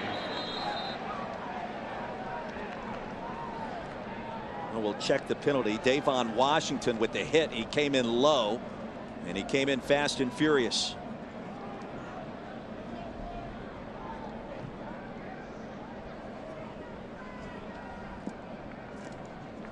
During the return, holding, number 40 of the receiving team.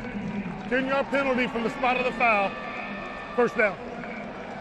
We'll back him up 10 yards as we check in once again with Chris Budden. Chris? Well, Ken Niumatalolo's message to Zach Abe at half was, take a deep breath and relax. He says he's playing okay and better than he played against Army. He's just missed a couple checks and that he's holding the ball too long, but he does say he's playing better. As for defense, he said, really just been some busted coverages, and that's what's led to the explosive plays. I said, are you pleased? He goes, we have high expectations. Yes, they do. As you would expect for a team that's won 19 games in the last 2 seasons. AB back under center on first down. Holding penalty was against Kevin McCoy, the late pitch. And a gain of 4 with the option. Brought down by Xavier Woods. So Cass, the carry, had that early fumble, which officially was credited to Zach Abe. But a bounce back performance so far. Well, think about this Navy senior class, Roy. They're the winningest all-time class over a 4-year period at Navy, 37-15. That's awfully impressive, and You know, really it's the continuity of the coaching staff, and really they just stick to what they do, and they do it very well. Off the option, the pitch, Bonner. A little shake and bake across the 15. A late flag on the field. Xavier Woods knocked him down. And we'll check the penalty. It's been a busy night so far for our veteran crew led by Larry Smith. I thought Bonner might have taken the edge that time. He cut it back up inside and got tackled. Third down. Well, you mentioned the coaching staff continuity. Ken Niumatalolo was rumored to be the leading candidate at BYU. Thought about taking the position, instead elected to return to Navy. Ivan Jasper was probably going to be the head coach if that move would have transpired. It did not.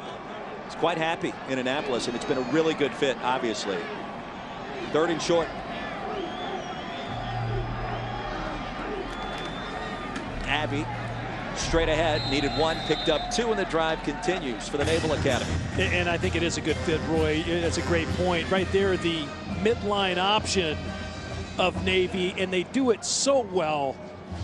They send that fullback right up into the A gap. That time, Abbey using that big bull fullback as really a blocking iron out in front. Just a really nice play call. 8 in the box for the Bulldogs, trying to slow down this option attack. First half saw 55 combined points between these two teams. Navy, the pitch to the edge and far side, ushered out at the 40. The option run to perfection. Robine the carry. Trey Walker, a nice block to spring him that time, Tom. Well, Trey Walker was out in front, and he was the lead wingback, and he got his man on the ground once again. Really upended him. Just a great block. Great pitch that time by Abbey. Waited till the last moment. And then when they fire the ball, they get it out on the edge like that. It just puts so much pressure on the defense. That's a gain of 17 yards, this time from the 39. Abbey will keep it, and he'll push the pile forward across the 45. The hit by Lloyd Grogan. Russell Ferris also combined to make the stop. Well, in each team now, Roy, every possession is very meaningful. They know the opposition can throw punches and throw big haymakers and score points, as we saw with Louisiana Tech scoring right before the half. And then Navy, of course, on their one-play drive, the Abbey to Bonner 64-yard touchdown play. They can score in a hurry. But if you're Louisiana Tech, you don't want to stack the box too much, because that's when Navy will take their shot deep. Haven't seen a lot of that today, with the exception of the grab made by Darrell Bonner back in the first half, with the Secretary of the Navy looking on our broadcast. And a timeout on the field. 12:07 remaining here in our 3rd quarter of the Armed Forces Bowl.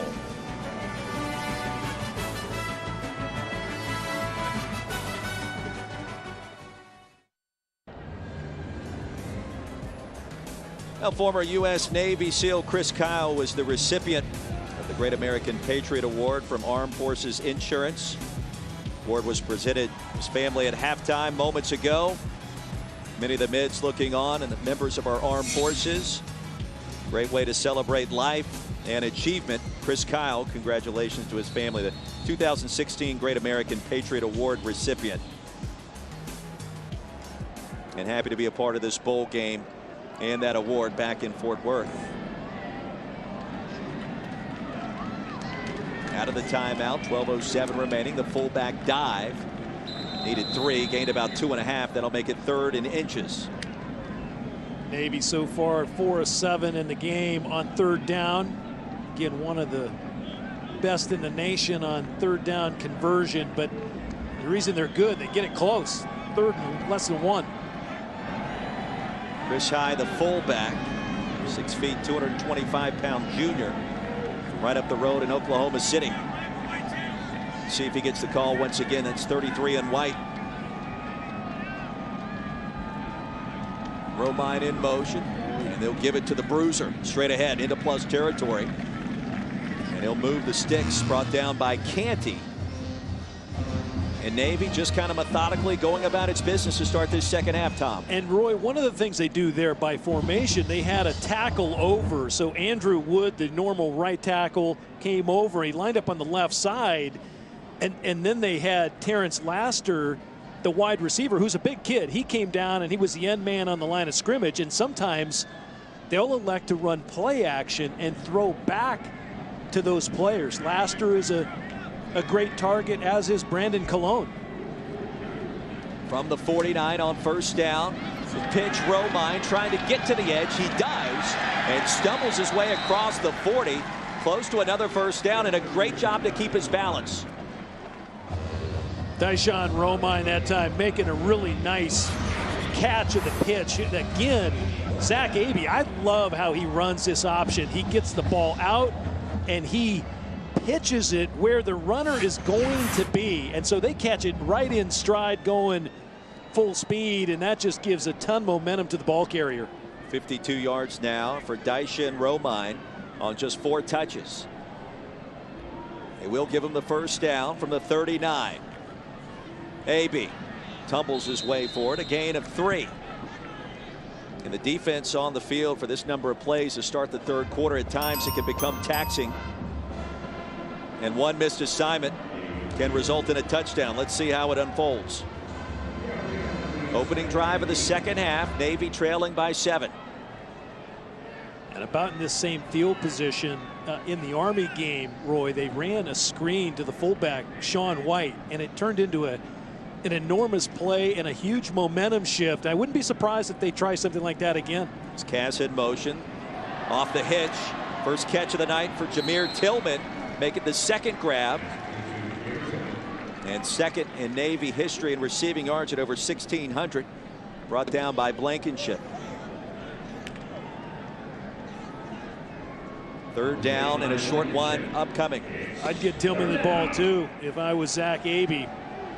Jameer Tillman, one of the all-time great receivers in Navy history.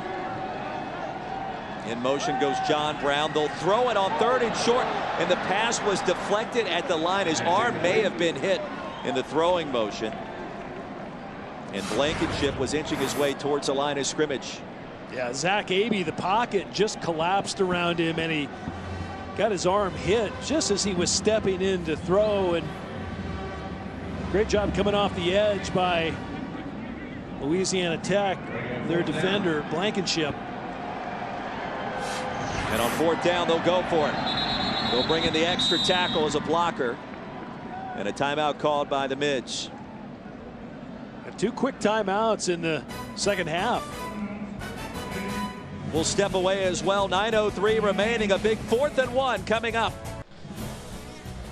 The Lockheed Martin Armed Forces Bowl, brought to you by Armed Forces Insurance. Our mission is you. TD Ameritrade. And Nissan, premier partner of the Heisman Trophy.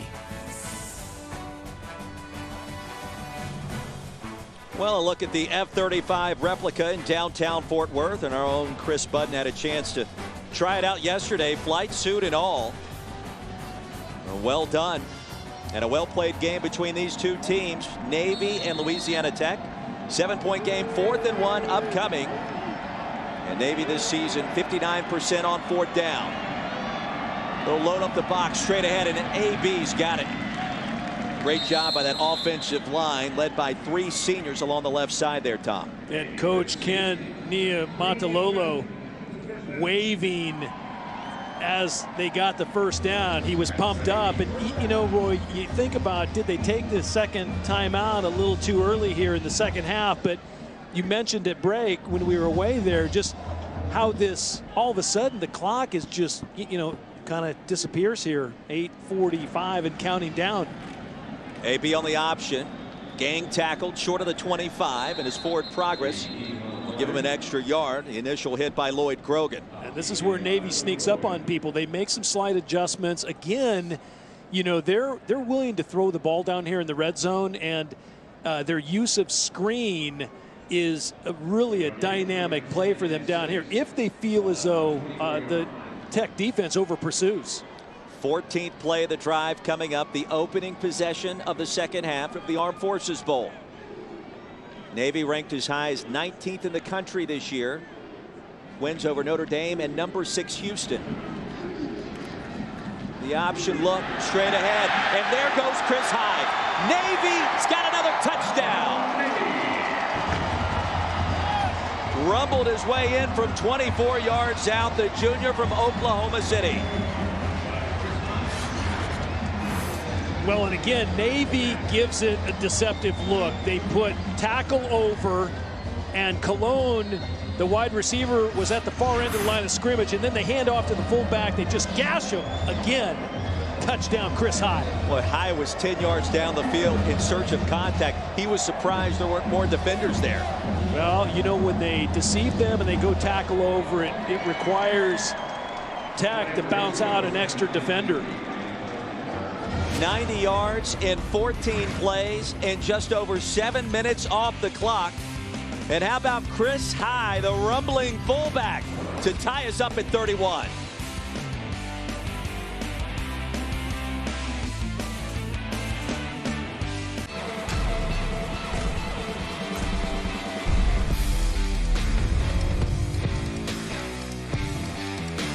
College football playoff return Saturday, December 31st. Bama, Washington, Clemson, Ohio State. Tell me what you see on that last touchdown from 24 out. Well, as you work left to right, you're going to see the tackle. They have wide splits, and what happens, it creates a gap that Blankenship, the linebacker, is just not accustomed to. His trajectory and his angle changes, and then all of a sudden they slip the ball to the fullback, Chris Hyde. 24 yards later, Navy ties it up, and that's a great drive. That's a 90-yard drive, 14 plays, and they just whittled off 7 minutes off the clock, and that's Navy football. And now with that touchdown on the board, a school record 517 points scored this year by the midshipmen. And after the fair catch, it'll be 1st and 10 for Louisiana Tech. So how do the Bulldogs respond now after Navy just kind of sucked the life out of that Bulldog sideline moments ago? Well, we've seen what they've been able to do. The midshipmen with a spectacular season and setting a school record, just giving a little props there to that offense and the production. But Louisiana Tech responded very well after the Navy field goal at the end of the first half. They had a nice 2-minute drive. They got a touchdown out of it. And I think time is not a factor. They just have to be really good with every possession here in the second half. Jared Kraft on first down tumbles ahead for a gain of 3. Tied at 31 in the Armed Forces Bowl as the sun is set. The lights are on in Fort Worth. And we saw the Navy defense in the first half. They had several big stops on defense, and it really created a lot of opportunity for them to get back in the game because Louisiana Tech was up 17-7, and the Bulldogs had all the momentum, and then Navy's defense stepped up, turned the game right around, and Navy took the lead. Showing a 5-man front on second down. Higgins, the pump fake. And looking down the field and wanting a flag is Alfred Smith. They don't get one. In coverage was Tyrus Wooten. And you got to think this is either holding or pass interference. Well, the flag came out late, and I got to tell you, it was a great, I don't want to say an acting job, but Alfred Smith really talked the side judge into throwing the flag. Smith, one of the stars in waiting for this Louisiana Tech offense. The result of the play is an incomplete pass. Pass interference. Defense number 17. 15-yard penalty, automatic, first down. Now Wooten moved from wide receiver to cornerback during spring practice, has great ball skills, but that time perhaps, I repeat perhaps, a little too physical. Well, they ran a stutter and go, so Alfred Smith came down. It's a spot foul. Alfred Smith came down, ran a little bit of a hook, but he just slowed down enough, and Higgins had a nice pump fake, so they tried to get one by Wooten. I thought Wooten had great coverage that time and great leverage on the receiver. Ball will be spotted at the 38. Higgins with Kraft in the backfield once again. This Louisiana Tech program started 1-3 and reeled off a 7-game winning streak. Skip Holtz knew the schedule was front loaded, didn't press the panic button. and played for another Conference USA championship earlier this month. Here's Taylor off the spin. Trent Taylor now has set a new Armed Forces Bowl record for receiving yards, but the ball popped out. I think Navy came up with it. I had the glasses right on Taylor, and the ball came out, and there was a midshipman right on top of the ball. And now both teams trying to grab it, and possession will remain with Louisiana Tech. So Taylor fortunate to get away with that one after a big catch. I think Ethan Reed, the right guard, came up with it. Taylor, you see, makes a great move, great cut, and then the ball comes out. The ball definitely came out, was on the ground, and I saw Navy go after it, but it came out with it under the arm of a red jersey. Ethan Reed, the right guard, somehow corralled it in. And so the drive continues in plus territory, this time from the 46. Higgins rifles one far side, caught at the 40, and game tackled after a gain of 6, call it 7. Jared Ryan, the initial hit. So Alfred Smith makes a grab, and Louisiana Tech trying to regain this lead. Boy, and both teams playing with just great effort. That's the one thing on film, prepping for this game, in doing the film study, you see that, I mean, no one quits. And, you know, that's a credit to, again, the coaches and the coaching staffs. They really have their players prepared, and they're playing full speed. So Navy goes on a 14-play drive moments ago. Louisiana Tech trying to answer to start this third quarter. Inside give to Kraft. And on 2nd and 4, he'll gain 2. DJ Palmore coming off the edge that time and making a nice tackle. He's had a really fine year as well. 53 tackles coming into this game. A couple forced fumbles. 10.5 tackles for loss. And, you know, he might be a little, you know, giving away some weight against some of this, some of the beef of the offensive line, especially Darryl Brown, the left tackle, who's an all-conference selection as well. Louisiana Tech 4 of 7 on 3rd down tonight. Higgins will go in the shotgun as he sends Kraft in motion. They only need 2. Higgins flush. And the near side scamper will see him jet out of bounds at the 35, and that'll be enough for the first down.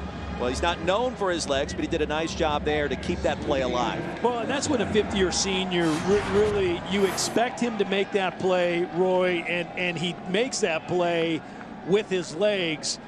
He always had the threat of the pass, right, down the field, but then he decided, hey, I see where the marker is, I can get it, and he jets to the sideline and gets the first down. It's a classic story of a team captain that stayed the course despite facing some adversity.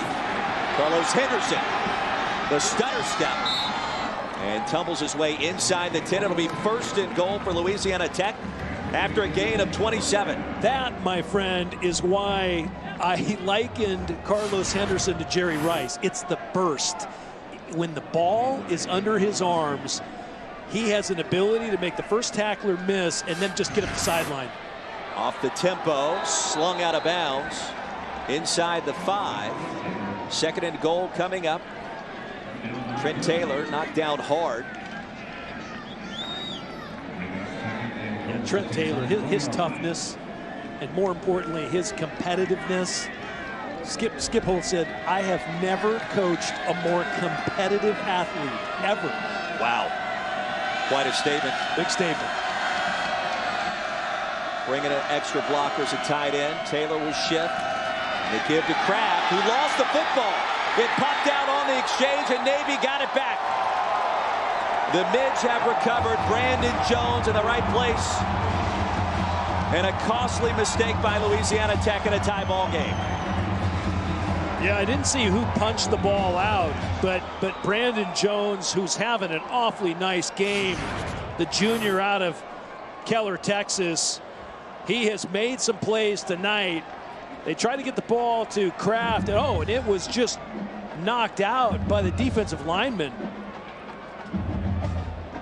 I believe it was Jackson Pittman, who's a true freshman out of Tennessee. What a great play. Pittman gives the football back to the Navy offense.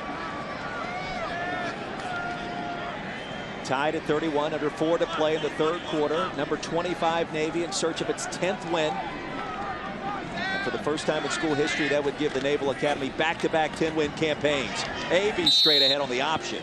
And a gain of 5 with a tackle by Jalen Ferguson.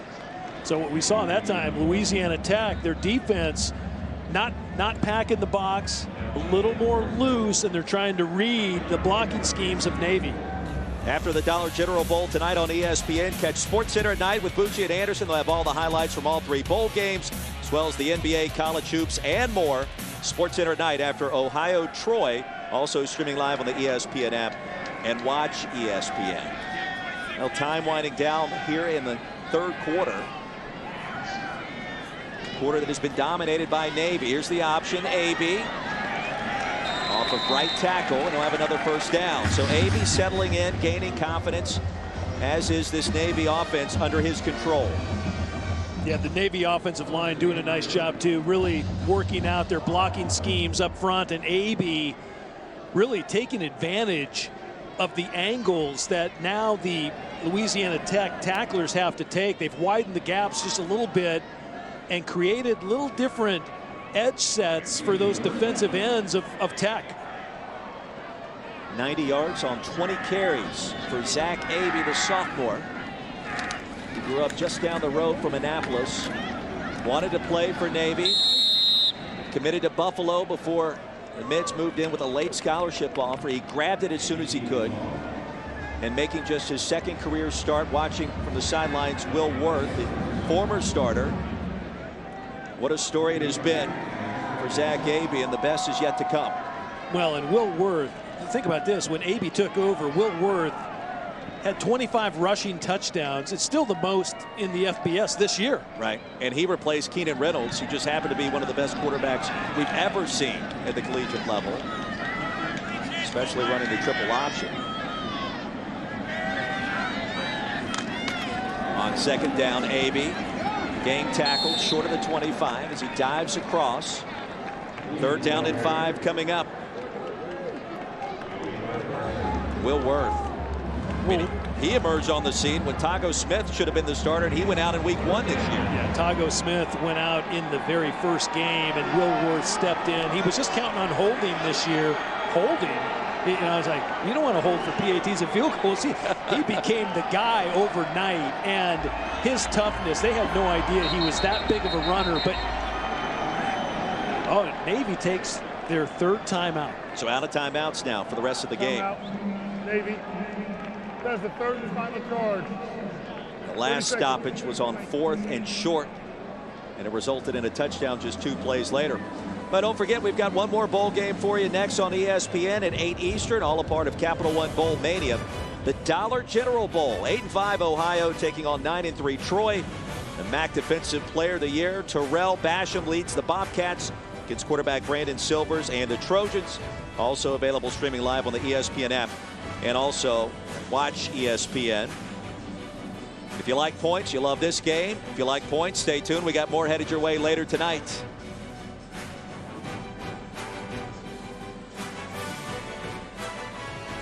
Another high-scoring affair expected there. A lot of offense.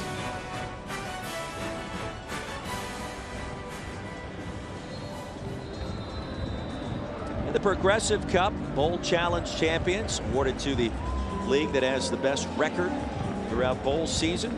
Progressive Bowl Challenge Cup is here on site. It will be awarded to the conference that has the highest winning percentage in the postseason.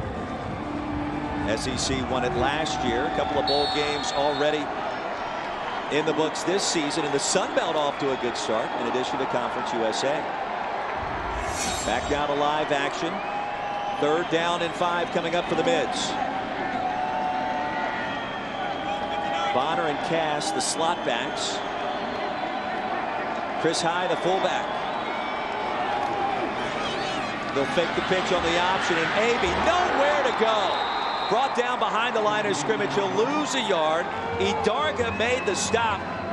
The redshirt sophomore out of Baton Rouge, Louisiana. Just a little bit of miscommunication there, and I thought there was movement on the line of scrimmage, so I might have missed that. And it just looked like they tried to get almost a bootleg, and a naked bootleg at that, just having AB fake the pitch and get outside without a blocker, but not to be fooled was the defense of the Bulldogs. Just 2 possessions so far in this third quarter. Bulldogs defense stands tall. The fair catch by Trent Taylor inside his own 30 after a punt of 46 yards. So after the turnover on the fumbled handoff, Louisiana Tech back to work on offense, Tom. And I guess what's remarkable, Roy, is that, you know, they took that third and final timeout, and we're still in the third quarter. Right. And it was, yes, it was a crucial 3rd and 5. The play they drew up, I just thought, you know, they really hadn't showed anything earlier in the game that would get that Louisiana Tech defense running. So their eyes were like in the backfield, and when AB went to pitch it, no one was fooled. No motion. Boston out of the backfield on the swing pass. Boston Scott ahead to the 30. And fortunate to get back to the line of scrimmage, which should be the final play of a very quick third quarter. Just 3 total possessions, including 1 by Navy that went 90 yards in 14 plays, resulting in a lone score. Tied at 31. Can Navy get to 10 wins for the 2nd straight season? We're about to find out. Chris High from 24 yards out, the lone score of the 3rd. Stay tuned.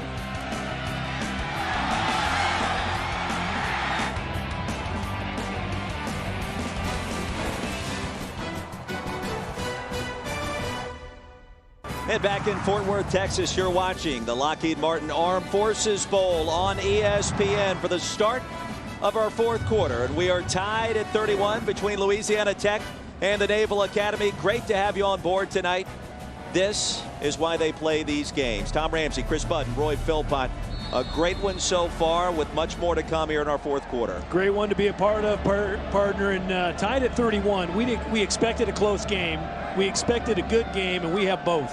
Higgins on 2nd down and 9, flush from the pocket with a flag on the field, and it's incomplete.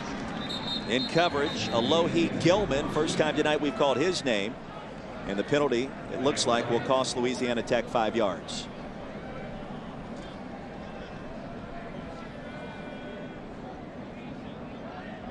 Larry Smith with a call. Illegal formation. Offense. More than 4 in the backfield. That penalty's declined. 3rd down. 3rd down and 9. Yeah, it's a big play. You mentioned Alohi Gilman, the true freshman out of the state of Hawaii.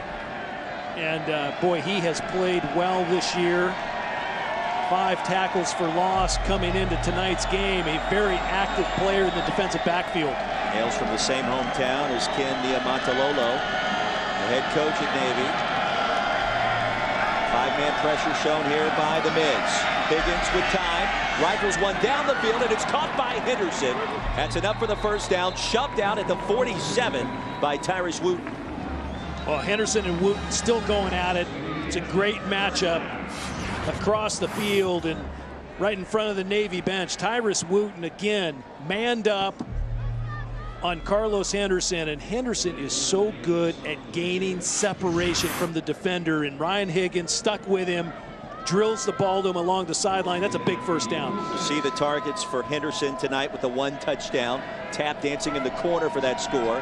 Higgins now off the pump fake, down the field. Open is Taylor, and there he goes again. Taylor brought down inside the 15. Alohi Gilman with the hit.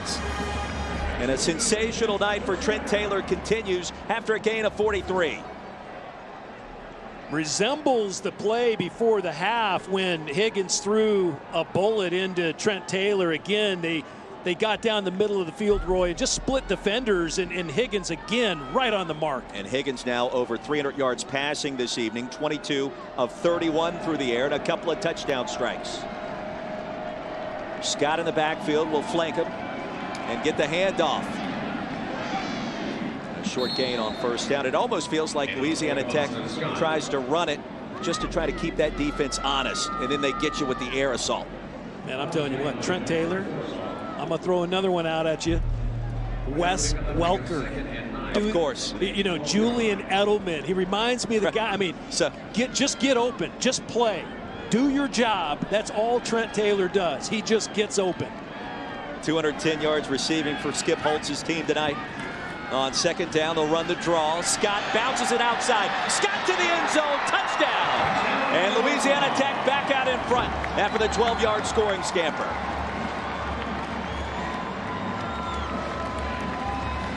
Well, you asked me a moment ago how I thought the Bulldogs might respond. And, you know, I think every possession is vital right now at this juncture of the game. And Louisiana Tech made the very best of this drive. And boy, does Boston Scott. He is elusive and he is tough as nails. Redshirt junior from Zachary, Louisiana. Extra point on the way up and good. And our new score with 13:10 remaining in a shootout here in Fort Worth. 38-31. The Bulldogs back out in front. Well, what a game here for the Armed Forces Bowl. A touchdown lead for the team out of Conference USA. Boston Scott, his 6th touchdown of the season.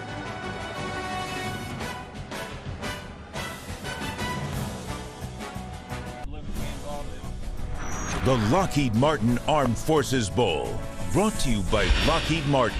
We never forget who we're working for. GMC, we are professional grade. And the Capital One Venture Card. Earn unlimited double miles on every purchase every day. What's in your wallet? Well, rehearsal yesterday for the delivery of the game ball today with the Texas Air National Guard, and the Patriot parachute team was canceled due to inclement weather this afternoon. But here at the Armed Forces Bowl, what a scene it was. And I'll tell you this, my friend, you couldn't pay me any amount of money to jump out of a plane the way that those brave men and women would do it. Well, when our producer Pete Delary asked me if I wanted to jump out of the plane, I took about a half of a second, said no thanks. Not interested. No. Maybe next time. No, I'd say Roy looks really good with a GoPro on his head, though, all the time. Down to Chris Budden for much more. Chris, what do you have? Yeah, well, Zach Abey on the sidelines not really saying anything. His teammates trying to talk him through it. Will Worth trying to give him some motivation. And then Chris Hyde comes up. He goes, hey, remember what I told you? Relax and have fun. We got this. He goes, okay. Takes a deep breath, picks up his helmet, and ran out there. And here we go. Abey back on the field, making his 2nd career start.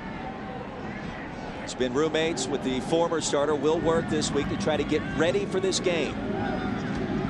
And all eyes upon him once again. Well, and both Chris Hyde and Will Worth, Marine officers to be. On the pitch, Bonner carousing and tackled after a short pickup of 1 by Prince Sam. Nice play by Prince Sam, and really kind of shut the door going out on the edge that time. And good tackling that time by the defense of Louisiana Tech. We should give credit, really, Tom, to both of these defenses after a first half that saw 55 on the board. A couple of adjustments made at halftime. The game has had much more of a defensive rhythm in the second half. Swung downfield and incomplete. Trying to spot Tillman, the leading wide receiver, at over 1,600 receiving yards in his Navy career. Double covered. And a nice play again by that Louisiana Tech defense. Yeah, that time it was actually really good coverage. L'Jarius Sneed running with Tillman, and then he had help over the top by Xavier Woods. So a very tough 3rd down call here for the Navy offense. Suddenly it's 3rd down and 9. Big play early in the 4th quarter. AB back to the air. Rifles one complete. And that should be good enough for the first down if forward progress holds. Ball popped out late. They'll rule him down with the initial contact by Prince Sam. Well, that's a big pitch and catch right now for this Navy offense. Forward progress.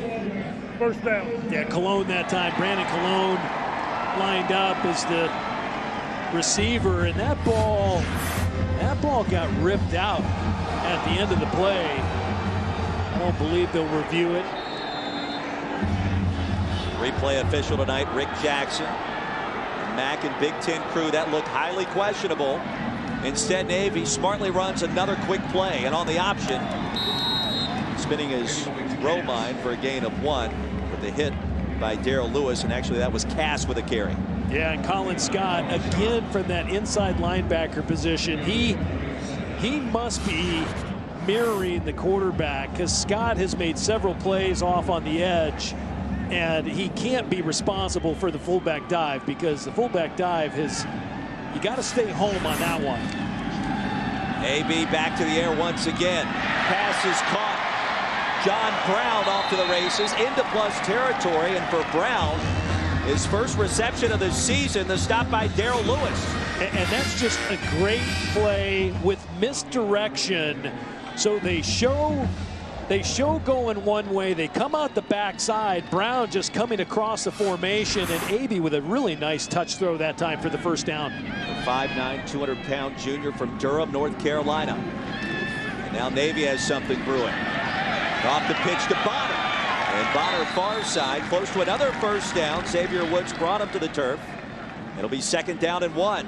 Well, again, misdirection, and then they load block the end on the near sideline going into the Navy sideline. It's just great play calling right now, and they're throwing some wrinkles at this defense that they just haven't seen. So the crash end comes down, they give away the edge, and then AB again just getting the ball out to Bonner. And Tom, you can feel that rhythm returning to this Navy offensive attack on 2nd and short.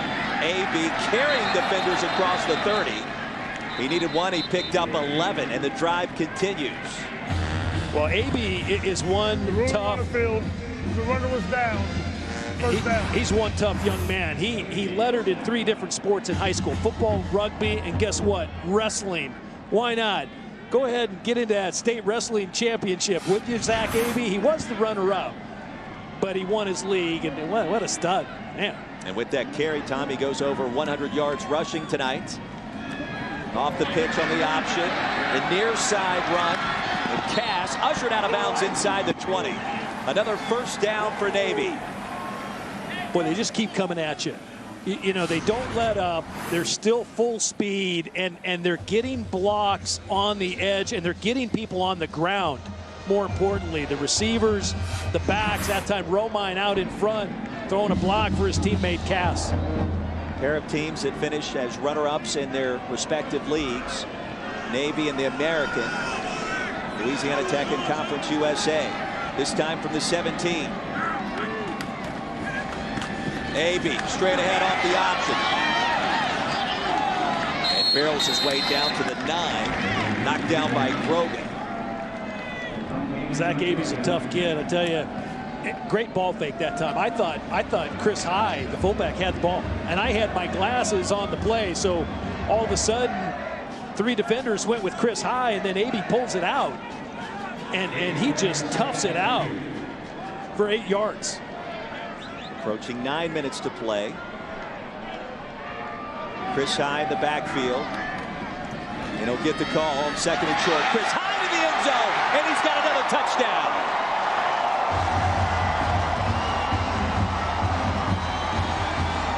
His 2nd score of the evening, and Navy now an extra point away from tying this one up.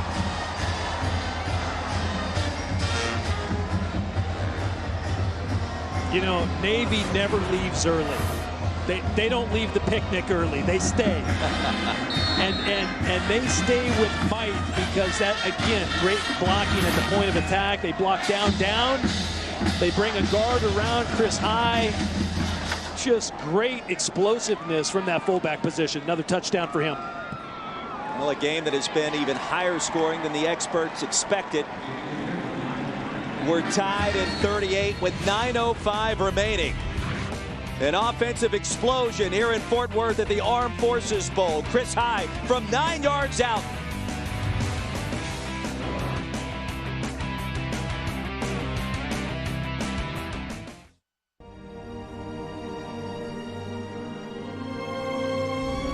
For us, home is wherever we're together.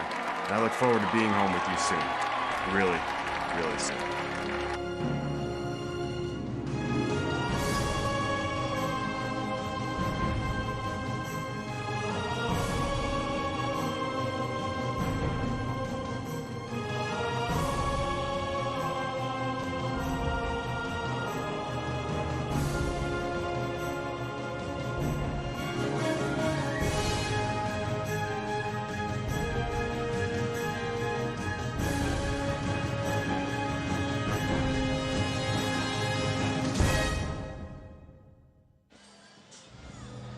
Well, never a dry eye in the house for those emotional reunions between members of our armed forces and their families back here in Fort Worth. We are tied at 38 apiece, 9:05 remaining. Chris Budden, Tom Ramsey, and Roy Philpott. Great to have you on board. Happy holidays, and what a way to get you kick-started this holiday season and good old-fashioned college football one more time. Cooking up some good football, that's for sure. And boy, I tell you, at 38 all, each team now, who you think, you know, whoever has the football last may win this one. Last one with the rock. That's right. Carlos Henderson on the return. Twisting and turning his way out of bounds short of the 30-yard line. Louisiana Tech with decent field position to begin this next drive. Well, and for a moment, Navy without any timeouts. They've used all of theirs in this second half. And Louisiana Tech, of course, 3 remaining timeouts, so they have a little extra cushion. Ken Niumatalolo looking on in his 9th season in Annapolis. And the Bulldogs offense back on the field from their own 28. Higgins, spectacular tonight, 22 of 31, 326, 3 touchdowns, no interceptions. Trent Taylor, only 11 catches, 210 yards, and 2 scores. Just an average night at the office. Higgins, backside pressure, and down he goes. He didn't see it coming, and the sack by Navy, DJ Palmore. 6th sack of the season, none bigger than that one. DJ Palmore, really a great player for Navy this year. The junior coming off the edge, he just relentless effort off the edge, and there to bring Higgins down. He'll lose 5 on the play, 2nd and 15. The walls caved in that time on Louisiana Tech's Ryan Higgins. 3rd in the country in total offense, fires a pass incomplete. In coverage, Jared Ryan, a late flag on the field. And we'll check the penalty. Well, it's such a late flag. You think, what was the ref looking at to throw a flag on Jared Ryan after he made a good play? Looking for Alfred Smith. Defense number 9. That's a huge call. Automatic, first down. Yeah, I didn't think the ball was a catchable ball, Roy, myself, but you know, the angle, we're up in the crowd here in the 50-yard line, but take another look at it from a different angle, and you know, the ball is close. Listen, football, it's a contact sport, right? Right. That's not a penalty where I'm from. I don't know about you. I know you're a quarterback. Ken Niumatalolo's giving him the business over there, too. He's saying, listen, that's a great play. Don't take something away from a kid that makes a great play. This Navy team, most efficient squad in the country when it comes to penalties. Henderson off the grab, ahead to the 40. 2nd down and 2 upcoming. Amos Mason with the hit. Yeah, Henderson got blasted by Amos Mason, one of the senior leaders for that Navy defensive line. Mason out on the edge, and he just clocks Henderson. And I usually Henderson avoids those big hits, but not this time. Well, Tom, you get the sense the team that has the rock last is going to win it, or perhaps the team that makes a big play on defense. Either a stop on 4th down or a turnover. This one far from over. Off the cutback and a 1st down carry ahead of the 45. As the drive continues for the Bulldogs, they hit by Norton. Well, and Navy ripping at the ball. DJ Palmore that time coming out of the pile with the ball under his arm.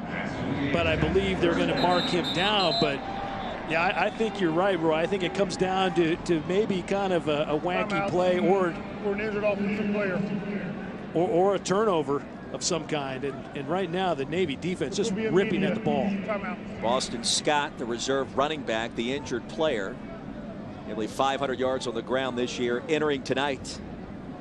Tied at 38 as we step aside here in Fort Worth.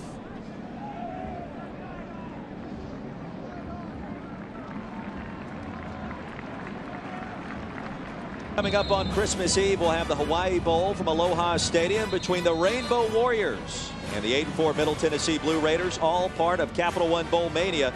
8 Eastern on ESPN, also streaming live on the ESPN app. And watch ESPN and keep an eye on Blue Raiders running back Itavius Mathers. 1,500 yards on the ground this year, 16 touchdowns, not to mention 62 receptions. Back down to live action in a tie ball game. Inside give and big yardage for Louisiana Tech as Jared Kraft checks back in, brought down by Justin Norton after a gain of 16. Nice call there, draw, and they move the pocket a little bit, and then they kind of slip the ball into Jared Kraft, and Higgins kind of rolls to his right. A little kind of move draw, if you will, and Kraft getting up the field. And Kraft, we haven't spoken enough about him. He really has had a great year as well, playing with a bunch of passers and catchers. He's over 1,000 yards for the year. Here's Henderson on the quick hitch and a physical run after the grab ahead to the 26-yard line. That's a gain of 13. And Tom, we've already seen 76 total points, more than 800 yards of total offense tonight between these two teams. Yeah, and Roy, those last two plays by the Bulldog offense, it is really, really special because now they're in the red zone. Now the clock is in their favor, whereas when they were at midfield, they were getting into a territory that, you know, Navy loves to have people because they wanted them to make some plays. Right now, Louisiana Tech has the momentum. And again, this spread offense just puts so much pressure on the defense. Higgins, some confusion upon receiving the snap, keeps the play alive and floats this one out of bounds. What could have been a long loss of yardage, a late penalty flag on the field, ends up being an incompletion. Micah Thomas applying the pressure that time, Tom. Yeah, Micah Thomas. There's no foul for the illegal man downfield. Second down. Micah Thomas came hard again into the backfield. Higgins, though, it's a nice play. Just get rid of it, right? Burn the down. Micah Thomas had a chance. He only came up with the hand warmer that was around Higgins' waist. That's about all he could come up with. That was by design by Ryan, of course. You'll think you're going to get me down, but you can't do it. From the 26 on 2nd and 10. Kraft will empty out the backfield. Higgins, a stutter step. Needs to get rid of it. Can he? He can, and out of bounds. He'll live to see another down. DJ Palmore, Brandon Jones nearly got to him. Not often do I say an incomplete pass might be the play of the game, but Ryan Higgins, by keeping the play alive, by not taking a sack, a sure sack in the backfield. Palmore has him, and he eludes Palmore, he eludes Brandon Jones, and somehow throws the ball out of bounds and burns it down. But this is a crucial third down because this, if they don't make it here, Roy, you're in for an awfully long field goal attempt, and that's not what they want to try. 3rd down and 10. Higgins steps up, searching for a target. Lofts it downfield for Henderson. Did he make the catch? No, it's intercepted. Intercepted by Jared Ryan. A flag on the field. Let's see if this play stands. He just ripped it away from Carlos Henderson. Was it illegal?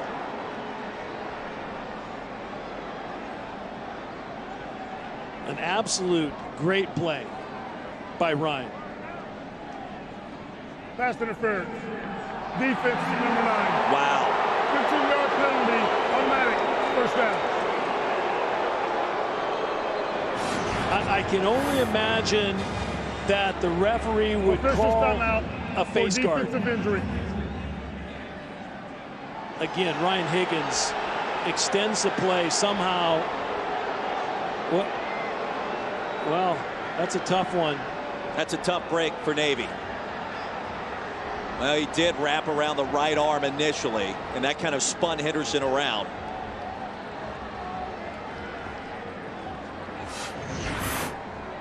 Well, and it's almost, the referee had a great angle, and what he saw was just that. He saw the arm grab and the spin around, and Henderson almost made a spectacular catch, but Ryan is the one that comes down with the ball. So upon second inspection, likely the right call, even if initially it did not look that way. Yeah, because he's in the chase position, and Ryan didn't get his head around soon enough.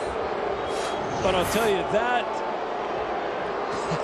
that's as close as it gets in terms of a subjective, isn't it a pass interference call.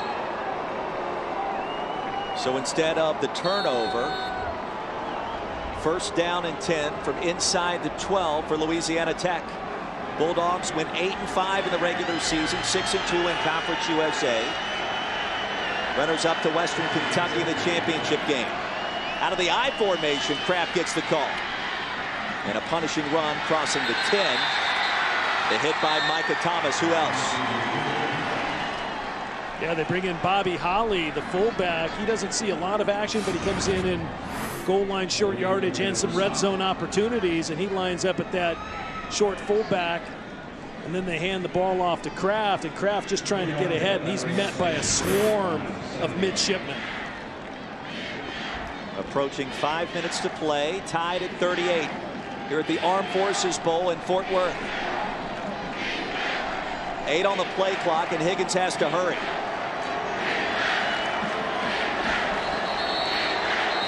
And some confusion emanating from the Louisiana Tech sideline. They'll call a timeout.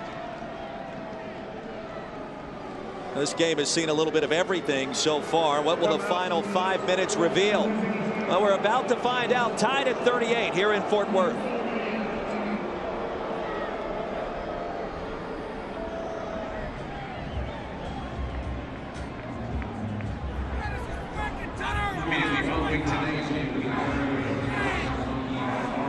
ESPN 3 for the post-game trophy ceremony presented by Capital One immediately following the conclusion of this one. I looked at the Lockheed Martin Armed Forces Bowl trophy made from melted down Lockheed Martin parts. And Louisiana Tech trying to melt down this Navy defense.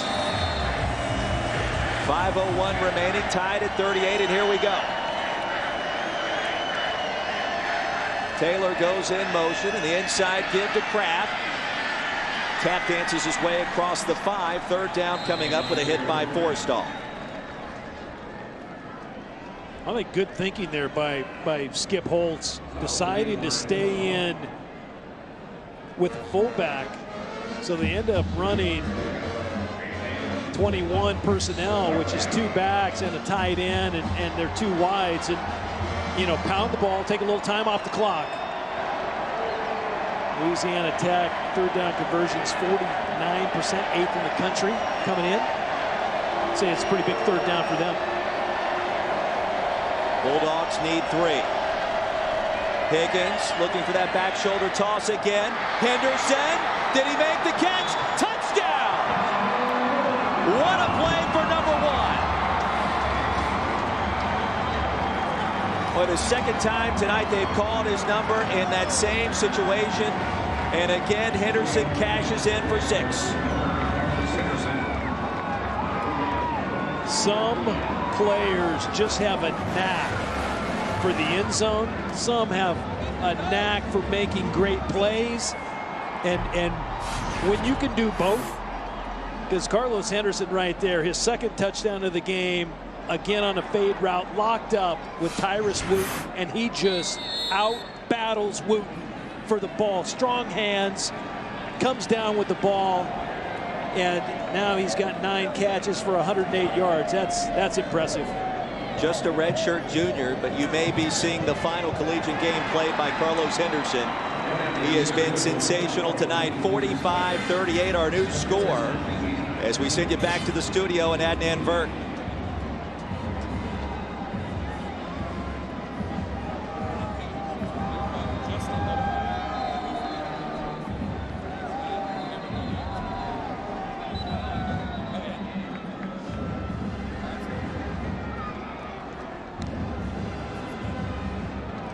Yeah, two surprise teams in their respective leagues in the Sun Belt and the MAC. Should be a lot of fun, and we still have 4+ minutes here. Who knows how this one's going to end?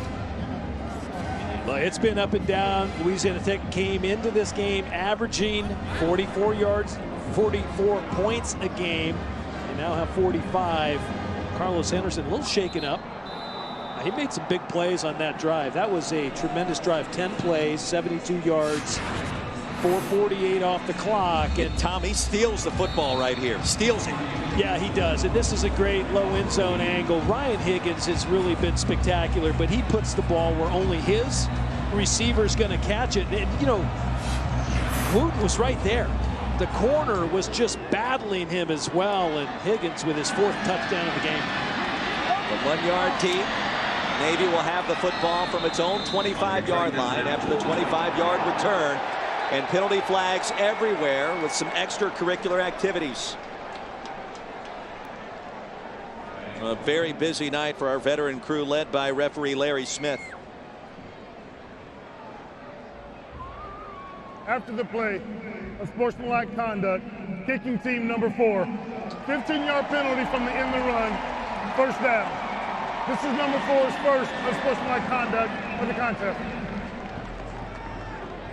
Michael Mims, backup linebacker. He's also he was the scout team quarterback emulating Zach Abey and the Navy offense. He ran a similar offense in high school, but Mims right there, that's a crucial error by the Bulldogs. 60 yards to go to try to tie this one up. More than 4 minutes to work with. Navy out of timeouts, but plenty of time considering the quick strike nature of this offense.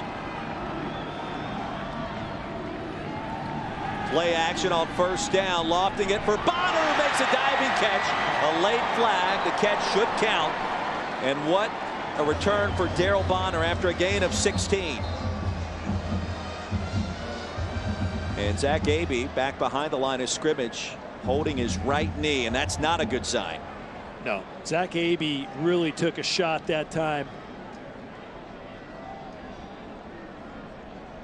And clearly in significant pain. We have 2 fouls on the defense. Pass interference, defense, number 41. That's declined. Personal foul, roughing the passer, defense number 94. 15-yard penalty, automatic, 1st down. So with Abey being attended to, we could be seeing Malcolm Perry for the first time. One more look at that last sequence. Bradford just came down crashing. That's just a tough hit right in the gut.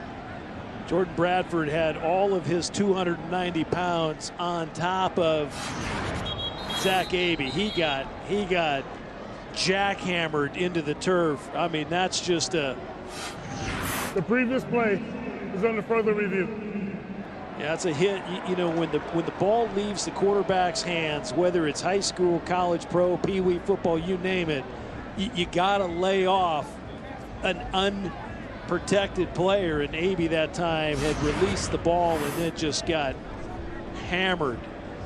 Rick Jackson, our replay official, will take a look to see if targeting could be in play here. And you're looking for leading or launching with the crown of the helmet.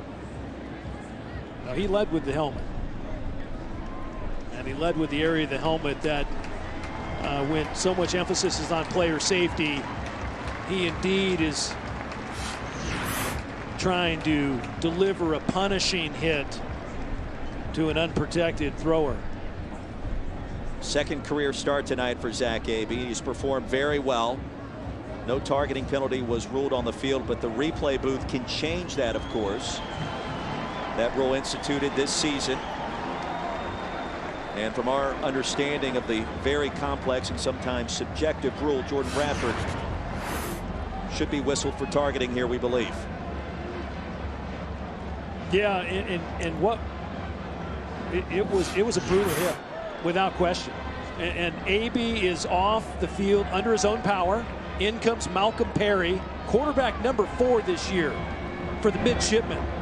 How about that? Do you think his family ever thought he probably thought he was never going to play this year. Oh yeah, I'm not going to get in. And AB, my guess is he may try to come back in. That's how tough he is. And by the way, it was a great throw and a catch. We have a targeting foul. Number 94 defense will leave it with the crowd. Result of the foul, number 94 has disqualified himself from the contest. So a 15-yard gain and a 15-yard penalty, and Navy, after all of that in business.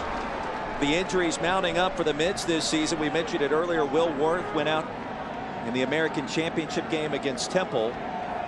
He wasn't even supposed to be the starter this season. He took over for Tago Smith after he went out in week 1 against Fordham. So 2 crucial penalties by the Louisiana Tech Bulldogs.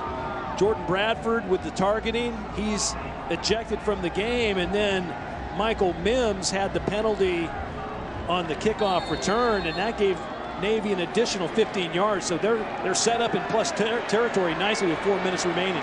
Malcolm Perry, the freshman from Clarksville, Tennessee, will fake the pitch. Off to the races. There goes Perry. Are you kidding me? Touchdown.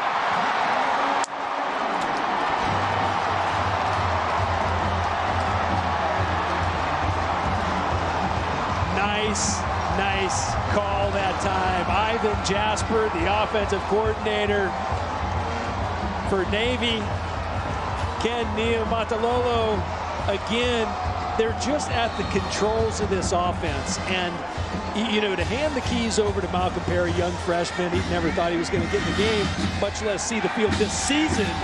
But he just snaps off the biggest play of the season for Navy.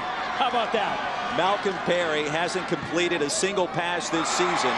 He's only rushed for 43 yards on 8 carries. How about 30 on that one toe to the rock and a touchdown to tie up this bowl game?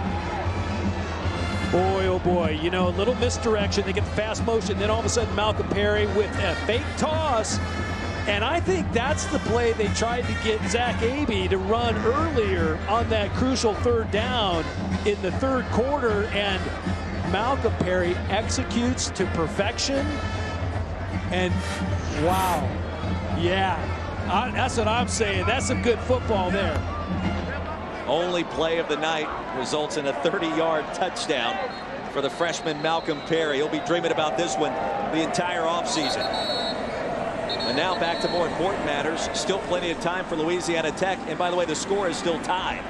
Well, and we see how important it is to keep your cool and remain calm under pressure, Roy, because the 2 big penalties that the Bulldogs took on that drive, they allowed Navy to get in and gain extremely good field position. And, you know, listen, credit Navy. And I have to go back to the throw Zach Abey made and Daryl Bonner caught. That was one that was very impressive. And again, they got to kick the ball off to who else? None other than the Special Teams Player of the Year in Conference USA, the Offensive Player of the Year, Carlos Henderson. Let's see if they try to keep the ball away from number 1. On the verge of setting a new Armed Forces Bowl scoring record tonight. The old record, 91. It's safe to say that will be broken. Alfred Smith from a yard deep trying to make something out of nothing, and he can't do it. Chopped down short of the 15. We check in for more on Zach Abey with Chris Button. Chris? Yeah, Abey's good to go. They came where they looked at his right midsection and they heavily wrapped it around that right hip. He did throw. He looks good to go, though. Now, very good to hear from a Navy perspective. Then again, Malcolm Perry looked pretty good too on his very first carry in this ball game. Man, Malcolm Perry, 30 yards and a score. And now throws right back to Ryan Higgins. No pun intended.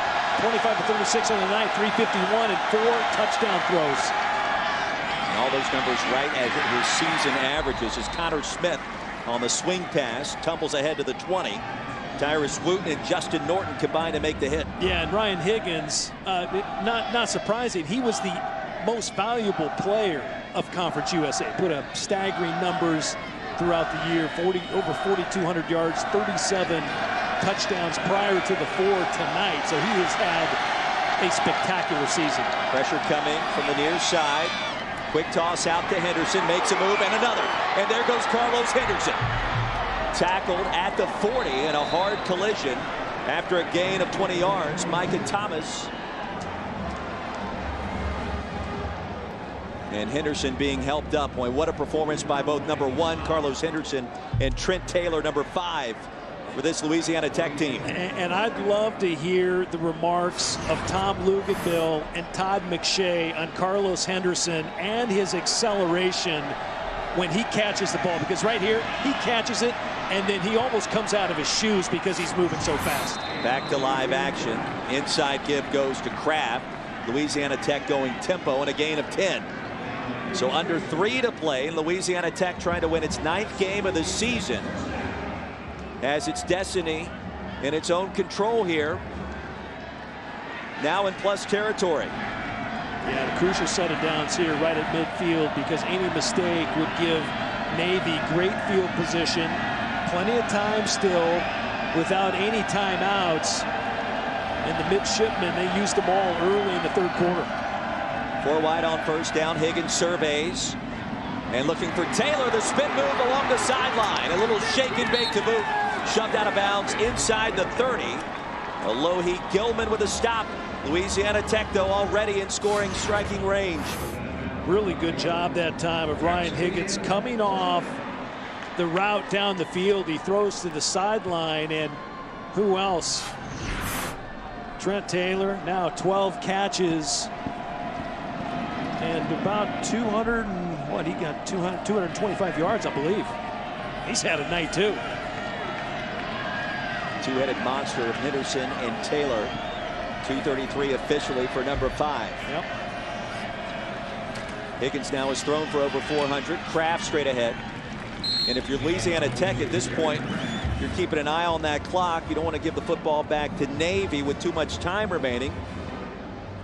You'd prefer not to give it back to him at all. And I think what Skip Holtz is playing for now is ball control and burn some clock, because Navy cannot stop the clock. And so you can wean the clock down quite a distance here and settle for a field goal, but you still got to get some gains here. They'll whip the screen outside to Connor Smith. That's a first down inside the 15. Chopped down by Wooten. And with 1:01 remaining, Louisiana Tech deep in Navy territory after a gain of 9. Boy, a big throw and a big catch. Connor Smith that time, the 5th-year senior, really gives Ryan Higgins a great big target. And then to be able to get ahead, get the first down, and stay in bounds. That's the most important thing. Not running out of bounds, keeping the ball in play, and letting that clock continue to wind down. High formation for the 2nd time tonight. Kraft. A short pickup on first down. Navy unable to stop this clock. Out of timeouts. 23 seconds and counting, and this may be the final sequence right here. Jonathan Barnes, the junior place kicker out of Baton Rouge, Louisiana.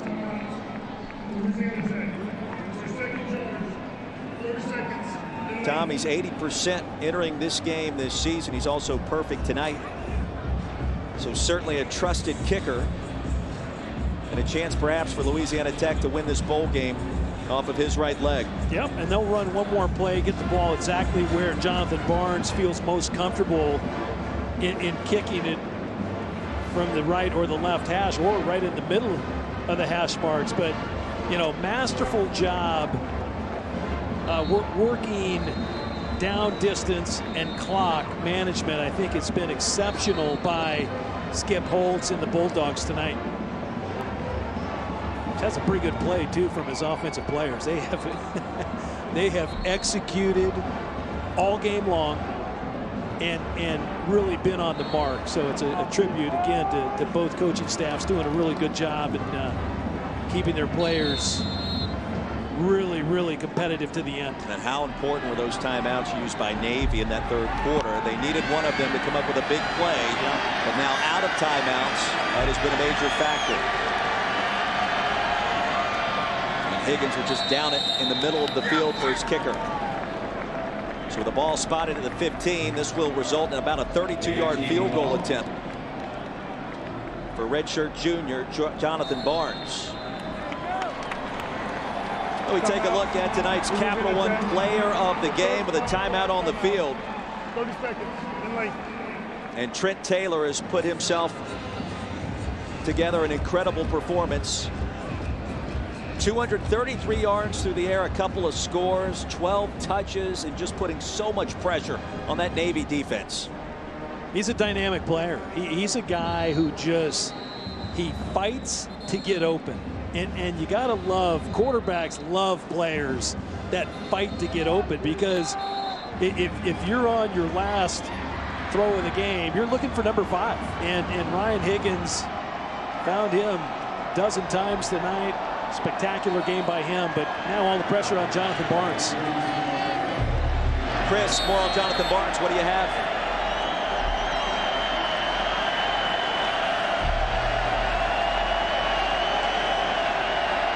This one to win the game. Barnes kick on the way. And Louisiana Tech wins it. 48-45, the final score as the rain comes down in Fort Worth. And the Bulldogs will end their season at 9-5.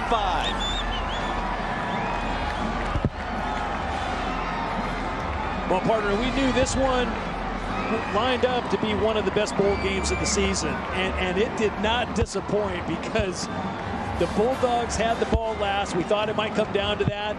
Jonathan Barnes drills one for the win. Chris Budden has more on the field. Chris.